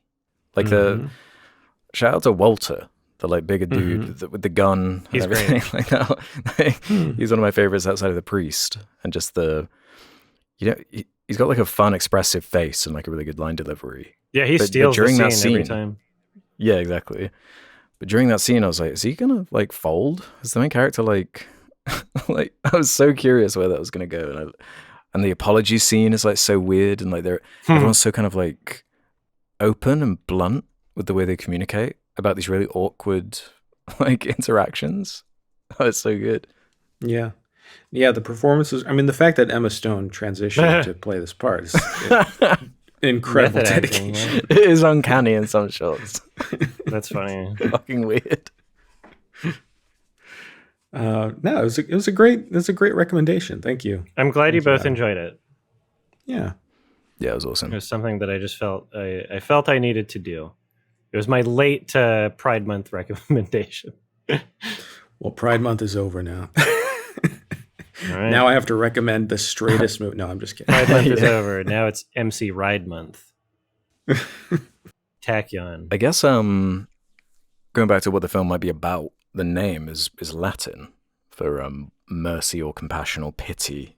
Yeah, I feel right. like that's kind of what it's going for. Yeah, I mean, like the priest does kind of. You can understand where he's coming from, even though we as human beings would obviously want the main character punished. right? Like we always have some sort of idea in our heads, an emotional propensity towards the concept of retribution or revenge. It is funny how he justifies it. Like it's an interesting philosophical argument that, you know, is valid, even though we would probably not agree with it. It's like, yeah, you know, you're making an interesting point. I guess, is he a danger to society still? Is it going to bring him back? Like, I don't know. We're getting super existential with it. You know, that death is no bad thing. It can end at any moment. We need unexpected deaths. We need accidents. We need murder. He's like turning it around into being like this good thing. And I'm kind of comparing it to like, man, we're just constantly surrounded by pain and misery, but we still enjoy cinema and football matches. So like, it's okay. You've done this. It's really funny. Because like, I think using priests as like to explore something in a script is, I always like that. Even though I'm not a religious person, I find it really intriguing, like a First Reformed or There Will Be Blood or Silence or something. Yeah. I really like it. And I think this is a unique spin on that, with just how it's the inverse of what you'd expect a kind of priest to do or say. Yeah. Yeah, exactly. And especially with how he's basically aware of this from like the get-go and is just like helping him to traverse this in that direction and leaning him into understanding things without explicitly saying it. Like the whole confessional scene is just so funny and great. Just him basically saying like, yeah, I know you did it. But what if I want to have sex with you? The one last desire to give you the urge to continue is how he like phrases it. Yeah. So and now he's kind of stuck in the town, you know? He's in a relationship now. Yeah. He should just be poly with everyone there. That's exactly. That's what. Oh my god, that would be such a good ending. That might be a little overboard. The way the confessional scene was shot, they kept the priest's door open. I don't know if he's technically a priest, whatever word he is. But his door was open while the door of the main character was closed. And there's one shot where you can kind of see the split down the middle, and the main character, because his door was closed, not only is it darker with a lot of really interesting lighting kind of covering parts of his face coming down at an angle, but also it appears as though because of like the air holes, the slits or whatever through the confessional side that is closed, it looks like he is like imprisoned. Like it's evocative of like being in a cage sort of thing. And I thought that was a really cool, thematically interesting shot. Yeah, love this movie. It's a very, very good little gem here that I just wanted more people to see. What would you rate it? First watch was an 8. I bumped it up to a 9 on my second. 9 out of 10. Hell yeah. Yeah, I had a bit of a feeling this might be better on a rewatch, especially after this discussion. And yeah, kind of breaking it down, thinking about it. This would be like a strong 4-star for me. Loads of great dinner scenes, drinking scenes. Just loads of great dialogue, and just appreciate some weirdness, you know, good weird. Hell yeah. Mm-hmm. Yeah, I think I'm going to go 8 out of 10 as well. Yeah. Lovely. Glad you both enjoyed it. Good film. Hell yeah. French, yes. You said it like it's a surprise, huh? Who knew?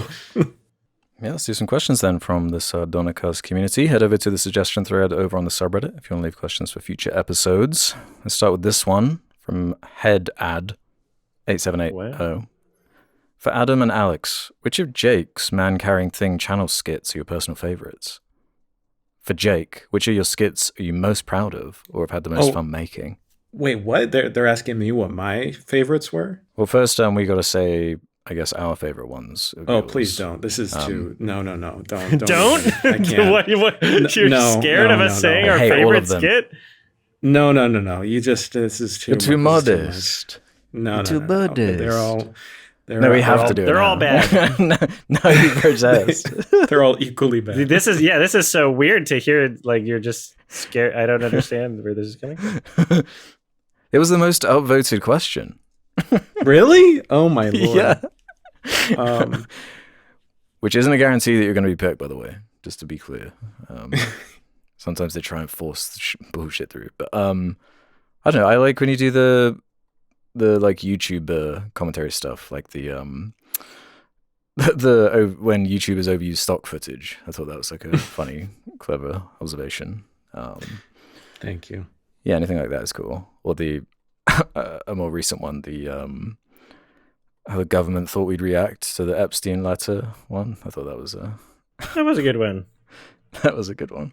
Thank you. Thank you. So to me, it's hard to pick a favorite because they're like pretty consistent. Yeah.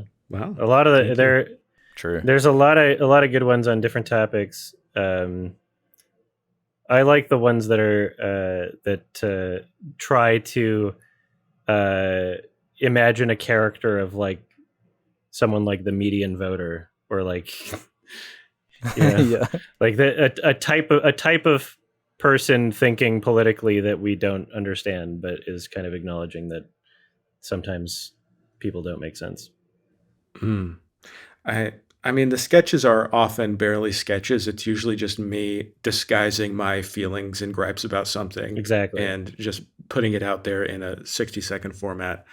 No, I do like the ones where I'm able to like find a way to like tap into, people who just like an inconsistency, like a logical inconsistency, people who just cannot like I'm working right now on, this is going to come out later today, a video about, inspired by some of our conversations here. Nice. About people obsessed with IMAX formats, and 70 millimeter. Right. That'll be fun. Yeah.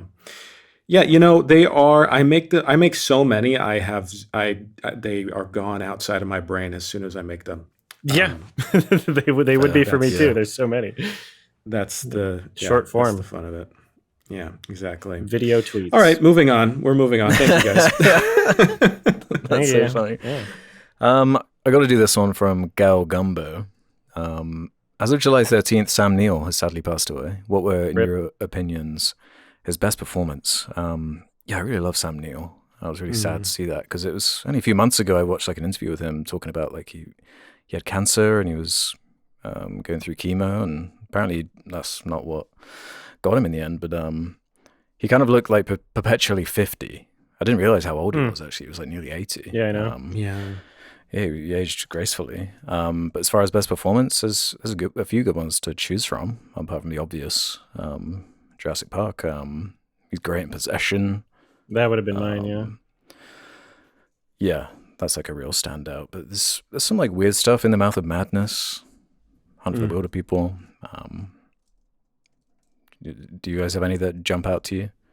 Or any In the thoughts on Mouth of Sam Neill? Madness, for sure. Yeah, I love, that's such a fun movie, and he was really doing like lots of horror in the 90s there. Yeah, and I don't know, anything he was in, even if it wasn't like great, I usually enjoyed him being in it, or his performance in it. I thought he had a real charm to him, and all these like stories and coming out about him now, it's like no one has a bad word to say about him. No, yeah. Yeah, no, everybody loved him. Yeah, he seemed like an awesome guy. A Good Kiwi guy. Good life, good legacy. Not in the Epstein files. It was like night and day. It was like Lindsey Graham dead, and then Sam Neill dead, and a big change of tone. That's all I'll say between their two characters. Yeah, and just reading about, like, he lived in like a small town in New Zealand, and like all the locals loved him, and he believed that like every town should have a cinema, and like I don't know, you just seem like one of the good ones, shout out to Sam Neill. Rest in peace. Rest in peace. Yeah. Here's something a bit more sardonic. Po says, to all, what are the moral implications of Jake watching the Moana remake in the theater? I think it's starting us down a trajectory similar to Harambe getting shot. Everything went to shit after that, yeah. I think people are going to look at that moment as the point where things got somehow even worse.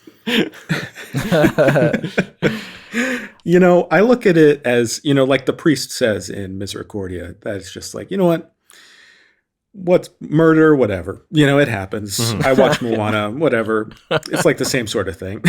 Yeah, true. There's no ethical consumption anyway. So yeah. I mean, You know, yeah, I'm a Regal Crown member, so I get to see as many movies as I want per month. So I don't, you know, it's not like I'm specifically paying. You know, whatever. Fuck you guys. I watched Moana. I'm proud of it. Whoa, whoa, yeah, It's my and new you know, favorite movie. okay, like it seems so.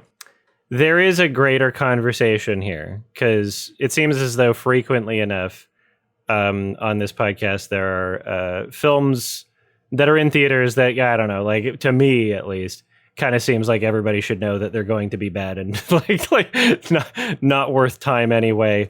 That get covered. And although I do, you know, I do rag on you guys because I do, you know, want to support other films that exist that I feel could use some more support. You know, the smaller things that I feel like should get some more attention.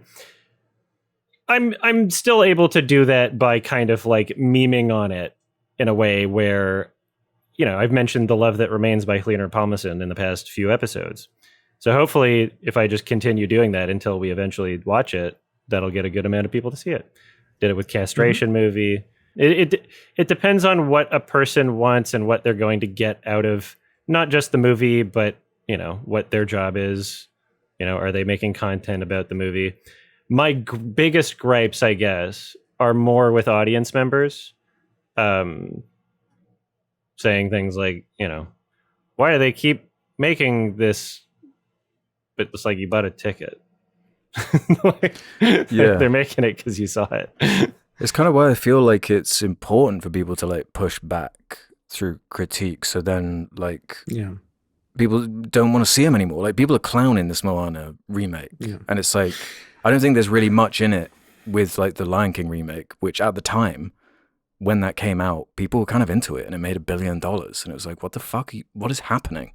How is this acceptable? That was funny. You know, and like the tide is turning now for that, and that's where I feel like the value of it is, like the kind of demanding better from this this slop fest of, because it's getting like more and more egregious with these fucking remakes. Like they make horror movies, Snow Whites, and then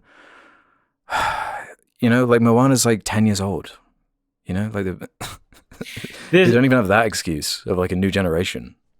This is also true, but I mean, like we've seen it this year very particularly with the breakout of Obsession and Backrooms, right? Like people in the industry are doing immediate shifts and immediate green lighting of like other projects that they feel are at least going to tap into something similar. Whether or not they're learning the right lessons from this, you know, will be learned as time goes on. But that's like an immediate cause and effect when something's so successful that breaks out in a way, especially like Obsession, that wasn't made with you know, like this whole studio backing. We're dumping $100 million into this thing, like, you know, proving that lower budget things can be successful and that people outside of the studio system might know a thing or two about art. Yeah, and it wasn't cynical. And I guess seeing as you mentioned that, I'll bring this question up from Bleach Shots. It was recently announced that Warner Bros. Won a multi-million-dollar bidding war for the rights to Siren Head. They're planning to have Zach Cregger, the director of Barbarian and Weapons, and Brian Duffield, the writer-director of No One Will Save You, co-write the film. Sorry, I can't speak. What are your guys' thoughts on this upcoming horror movie? Do you like the direction that horror seems to be headed in, with more films adapting concepts and stories that originated from the internet? I don't have an inherent problem with it. I think, yeah, as you were just saying, like these trends kind of come and go. You know, like Tim Burton does a Alice in Wonderland legacy sequel live action bullshit. It starts this whole, it makes $1 billion, starts this endless nonsense. And yeah, we're seeing like the Backrooms especially is fucking huge. And I think there is actually a lot of kind of cool stuff to mine with like some internet horror. There's some corny stuff for sure, but hopefully it would give you maybe more freedom than being rooted in the other option, which is just like legacy sequels, which is kind of my complaint with the Evil Dead thing, where it's like you're just like living in the shadow of something constantly. And it's a weird kind of workaround of playing almost in an IP space, which is like what it's like the only way to get something made or like greenlit. It's like, oh, it's a recognizable thing. But at least with the internet stuff, I guess you maybe have a bit more freedom. It's not like as rigid, perhaps. Like what does a Siren Head film even look like? Like I've only ever seen like the picture. There must be like lore or something. Hopefully they just. I'm sure. Like I feel like Zach Cregger has freedom with that. Probably more than Resident Evil. I don't think any of it's going to really matter, like in terms of finding the trend of like, oh, now we're doing like creepypastas. Okay, great. Like I don't think that's going to matter whatsoever, because to me it seems like audiences, especially in like the digital age and younger audiences and Gen Z, which is like driving a lot of the momentum to cinemas, it's that they're way more discerning about what's good and bad. You can find out easily and see who's recommending it based on, your favorite YouTube creators or whatever on Instagram, whatever. You can figure out what you want to see. And people are drawn to like movies that have authentic hype and interest around it. Like it's so much easier to tell and figure out.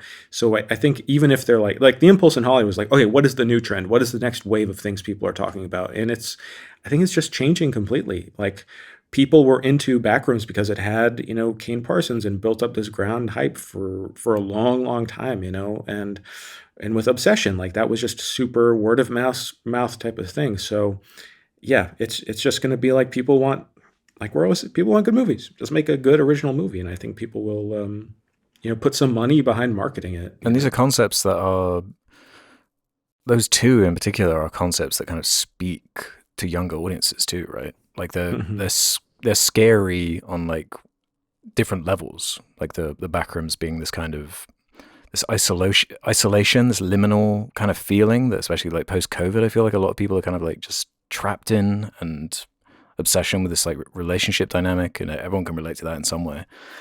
So yeah, they should make a Mallow movie. Mallow, SCP-1471. It's just it's just a person in a fursuit, basically. Okay, but SCP is there's loads to mine there. Loads of them suck, but loads of them are awesome too. Like that, I can't remember what the game is. It's like kind of loosely based on it. Is it Control? Something like that. It's a cool idea, and I feel like that would connect if done with sincerity. And it's like, I don't know, the people with the money greenlighting it. I don't know if how rigid can they be with like these internet concepts? It's not really like, okay, you're making a Star Wars movie. We have the Star Wars Bible. You can't go out of these bounds, or we're gonna shut it down. Like, what can they do with like SCP or something? Like, who even owns this stuff? It's kind of like, who owns the Backrooms? Is that like owned by anybody? Like, it feels like different, but it's still recognizable. It's like I think it's kind of a fun, cool new space to explore, to be honest. Yeah, I mean, so much of human creativity and conversation is now kind of like a group effort in a weird way. Yeah, no, Backrooms, it was like a 4chan creation, right? That's where it like comes from. Yeah, so it's like nobody owns that, so anyone can kind of have an interpretation on it if you're like creative enough. Yeah, you own your own interpretation of it. Yeah, exactly. I think that's cool. Yeah, I mean, the good thing is that, I think Sardonicast as a horror concept is adaptable by anybody. I mean, it's just kind of like open. Yeah. I mean, when that becomes a horror film, it's probably going to do very well, I imagine. Hell yeah. Yeah. What would happen in it? Oh, I don't know. Well, it's time to get creative. No, I'm good. Next question. All right. Fucking dipping out of all these questions as soon as the going gets tough. You hit the next button. Yeah. Next. Right. Well, Andy is the next one. I feel like Andy.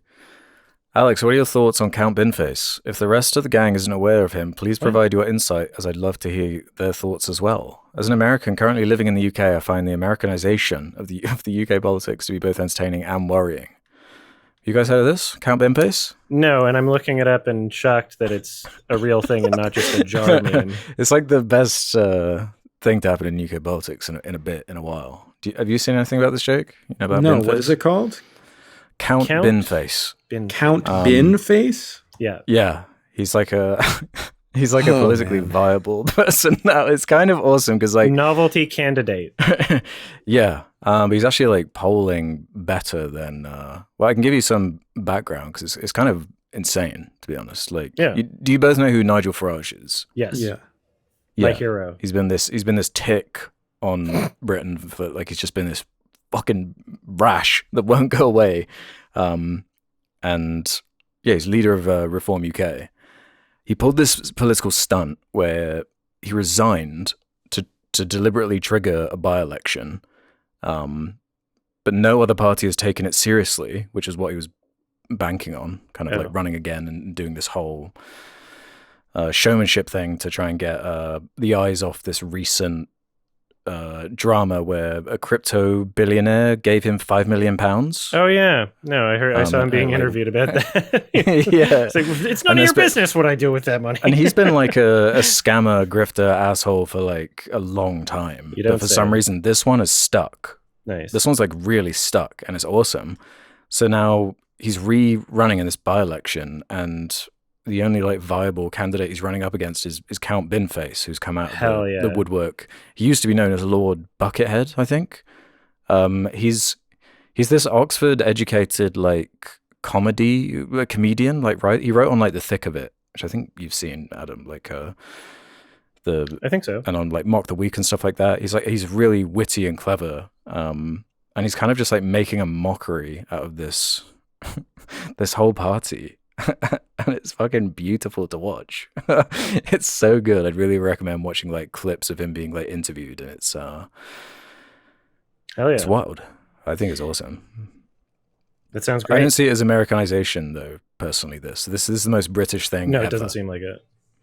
Yeah. There's been novelty candidates that have run in other countries as well. I'm trying to remember exactly which ones, but yeah, some would basically run as the welly like, on his head. Oh, I don't remember. Vermin Supreme, that's one. Yeah, that's an American one, but there's also been ones that have like run as like clowns and won, where it's like the point is that they're making a commentary on the state of like the other political candidates and the options that people have, and kind of poking at something real, which is like general political fatigue, right? Mm-hmm. That's what caused shit like Brexit too, is because people are just fed up with the existing systems that they kind of just want to tear it down. Oops. I'm looking at Count Binface, a picture of him standing in front of the Parliament building, and it just looks natural to me. Like, I don't know, this just seems like normal. Like, I don't mean to be have stereotypes about England, but this just looks like, this seems about right to me. I don't know. Doesn't seem too out of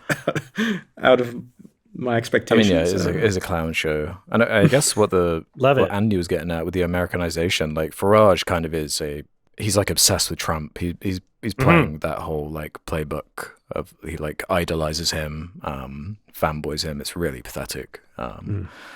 So hopefully this undoes him in one way or another. I think that's awesome and funny. How many, who's your current prime minister right now?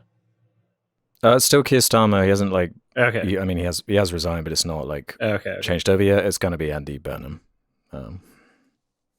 Yeah. I think I think it would be fun if it was just nobody for like a good amount. I mean, why not at this point?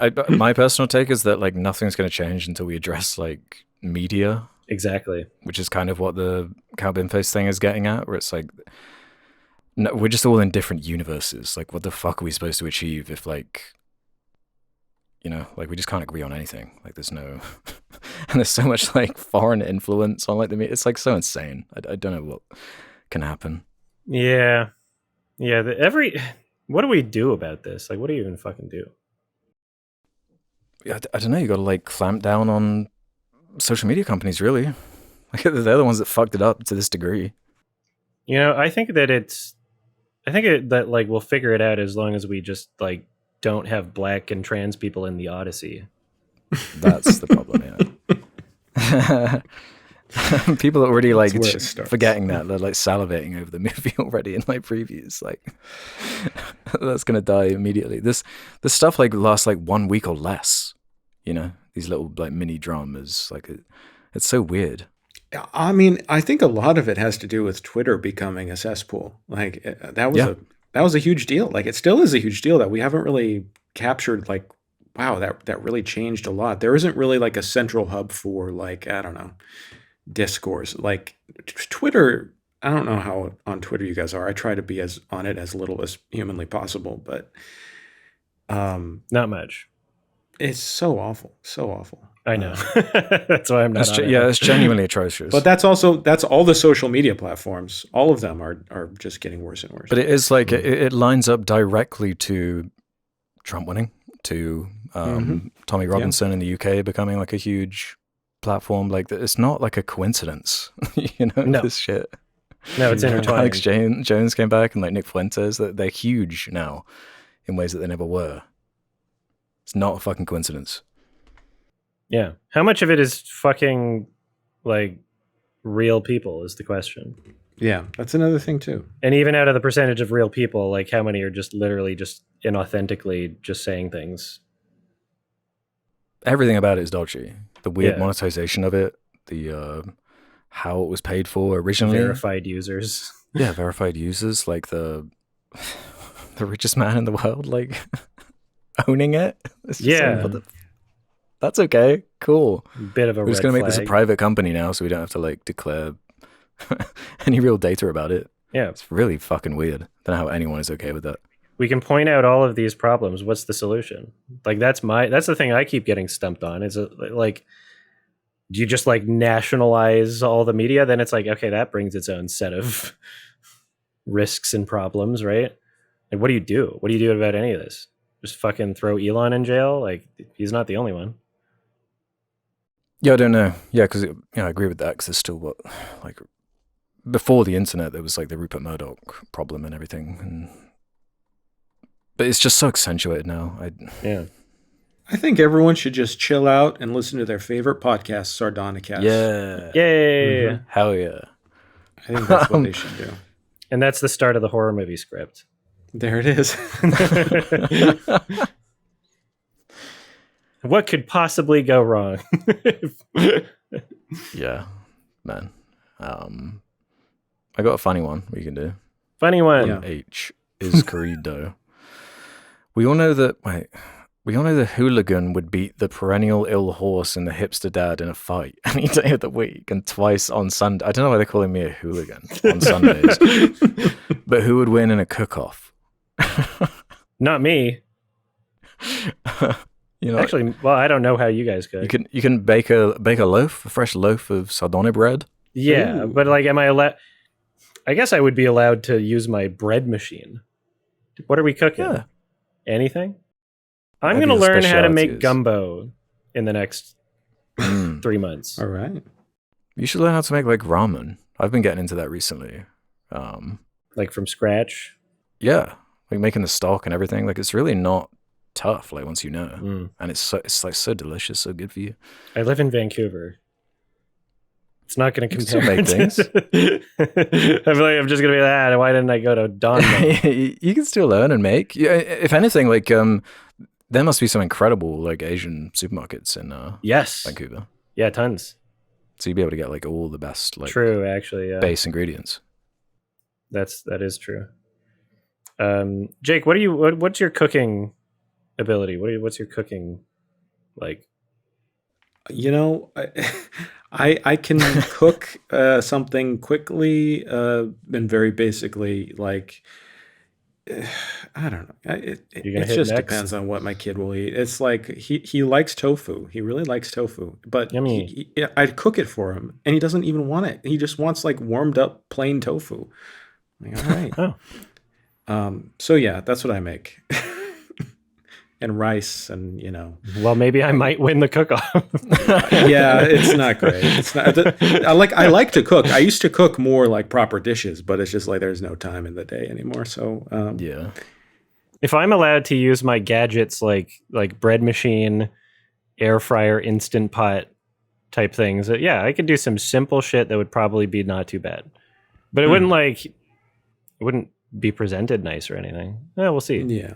If it was a competition, I would take it seriously enough that I would like be practicing and shit. My child is at an age where it is like It is kind of like a horror movie every mealtime. It is like Oh, no. trying to figure out what he will eat and would want to eat. It is, it is an insane process. And then it ultimately ends with you deciding, okay, we're just going to order Thai food now. Yeah. Once again. Yummy. Yeah. But yeah, I'm definitely cooking. You guys have got it. I mean, you'll make the sardana bread and gumbo and all that good stuff. I mean, you know what would be fun? Doing like a proper Sardonicast meal time where we have, hot toddy and a loaf of bread and Just the amalgamation of our what's that crazy cultures. Gomster? What's that crazy thing you guys Gonster. do? Yeah, that's Gonster. Yeah. Gonster, yeah. Mm-hmm.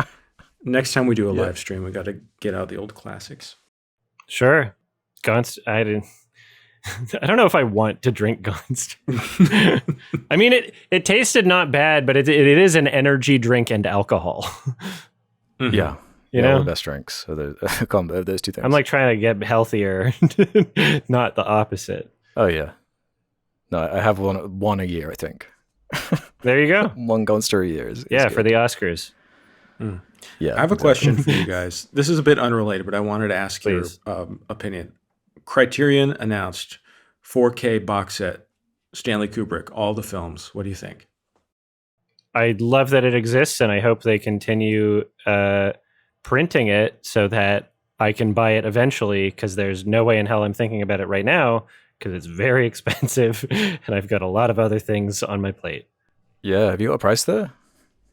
I believe it's like $600. Like US. $600 Okay, US. It'll be on the sale or something, and it'll go down to like 400. Yeah. No, I'm glad it exists, though, obviously.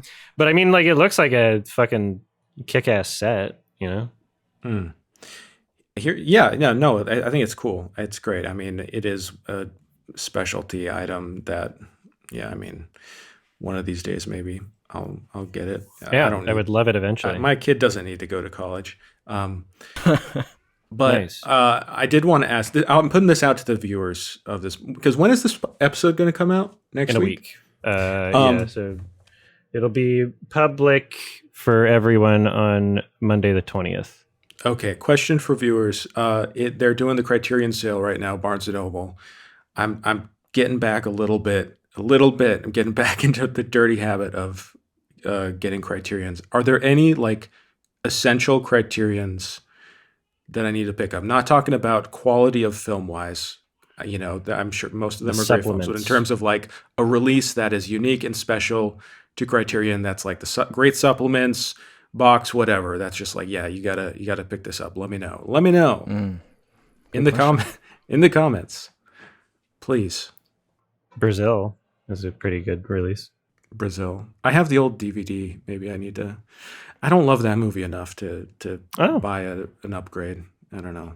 I used to love that movie. I used to love Brazil. So if I log into my Criterion and just look at my wish list here, let's see. The World of Wong Kar-wai. That's like a big box set that I would like. That's a good one. At some point. Yeah. Ooh, they got the Chantal Akerman masterpieces complete with Jean Dielmont. Wait, is that? Yeah, that's on the Jean Dielmont. Hell yeah. You know what? Yeah. I got that last year. I need to watch more of the films on there. I watched one of the short films. Jake, are you aware of Satyajit Ray and the Apu trilogy? Okay. Have you seen them? Oh my God, yeah. I've seen them multiple times. I love. I've been meaning to check those out.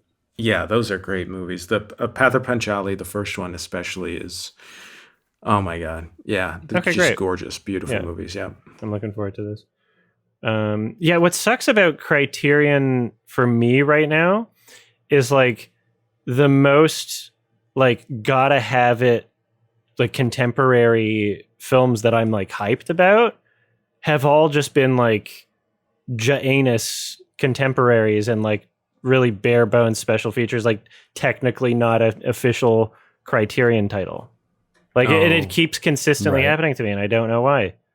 Mm-hmm. That's where they put all the cool shit now.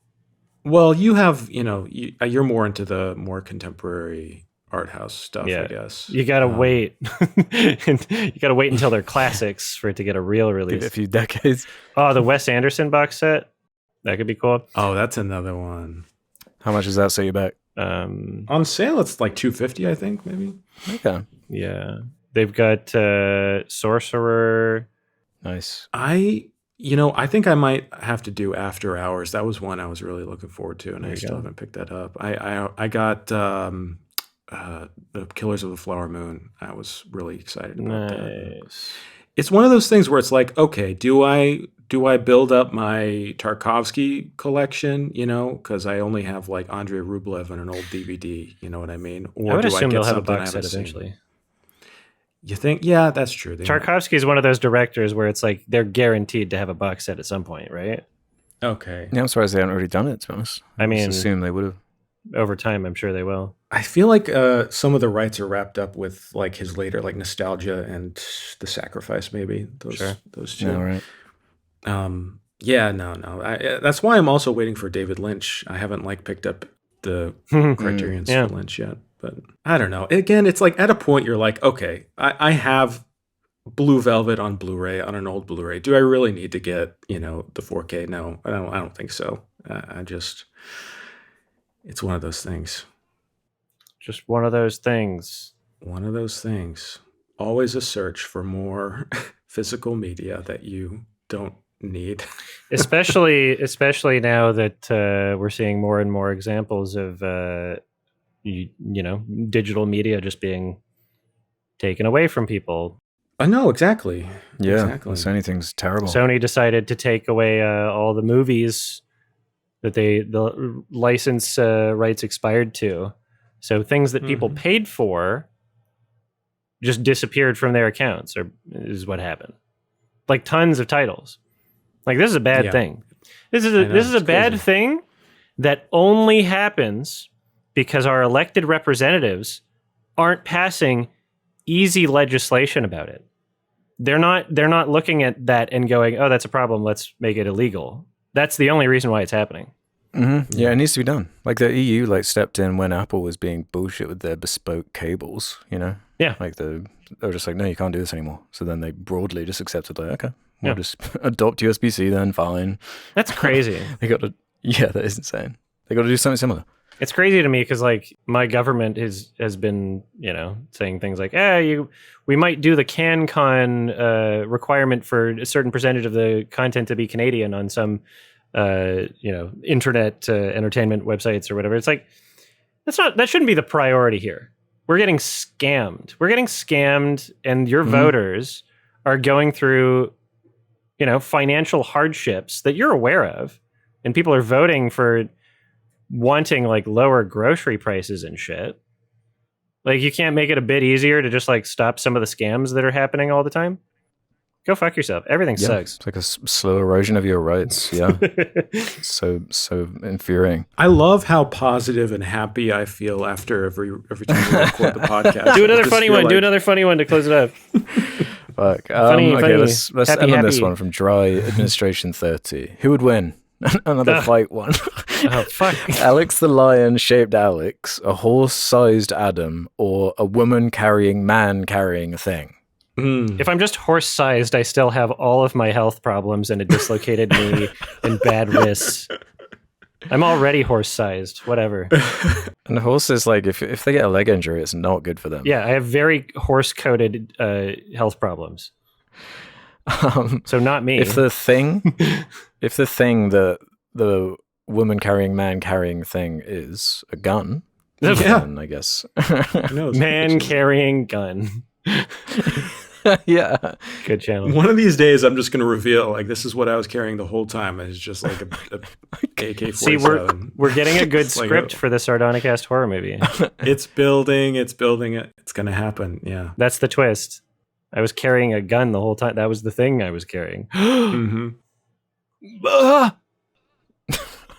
was that noise? It was an anime reaction image sound. Okay. I feel like the lion wins, right? Unless you have gun. I think gun beats lion. No, lion wins. I'm a bad shot. Just throwing that out there. I don't know how to aim. And it's not. It's Alex the lion-shaped Alex. So it's like me, like morphed into the exact same like silhouette of Alex the lion. Just hair that grows out. to make the silhouette. Yeah. Otherwise, just you normal. Like the weird DreamWorks proportions. That's disturbing. I don't fucking know. I would lose because I don't want to fight because I'm a good person and I love my friends. That's so sweet.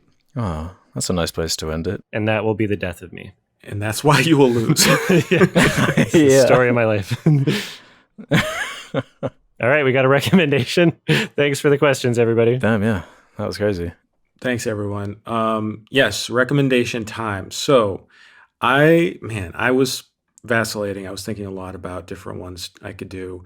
I realized I have never seen any Jackass movies, so I thought it could be fun to recommend that. But then Sam Neill passed away, and I thought I would recommend a Sam Neill film in his honor. So I'm recommending... Which one? From the year 1990... Hold on, I just pulled this up. Anticipation. Wait, guess which one you think I'm recommending? Not Possession, because we did that in episode 100, surely. No, okay. I'm not recommending that. Is it science fiction? Is it fucking... It is not science fiction. Okay, it's not. And it's not Hunt for the Wilder People. No, it's from 1993. Jurassic Park. And it is directed by Jane Campion. It is The Piano. Oh, shit. Okay, cool. That's on my watch list. Good. Nice. You guys haven't seen it? Neither of you? I haven't seen this one, no. No, I haven't seen it, and I enjoyed... That's Power of the Dog director, right?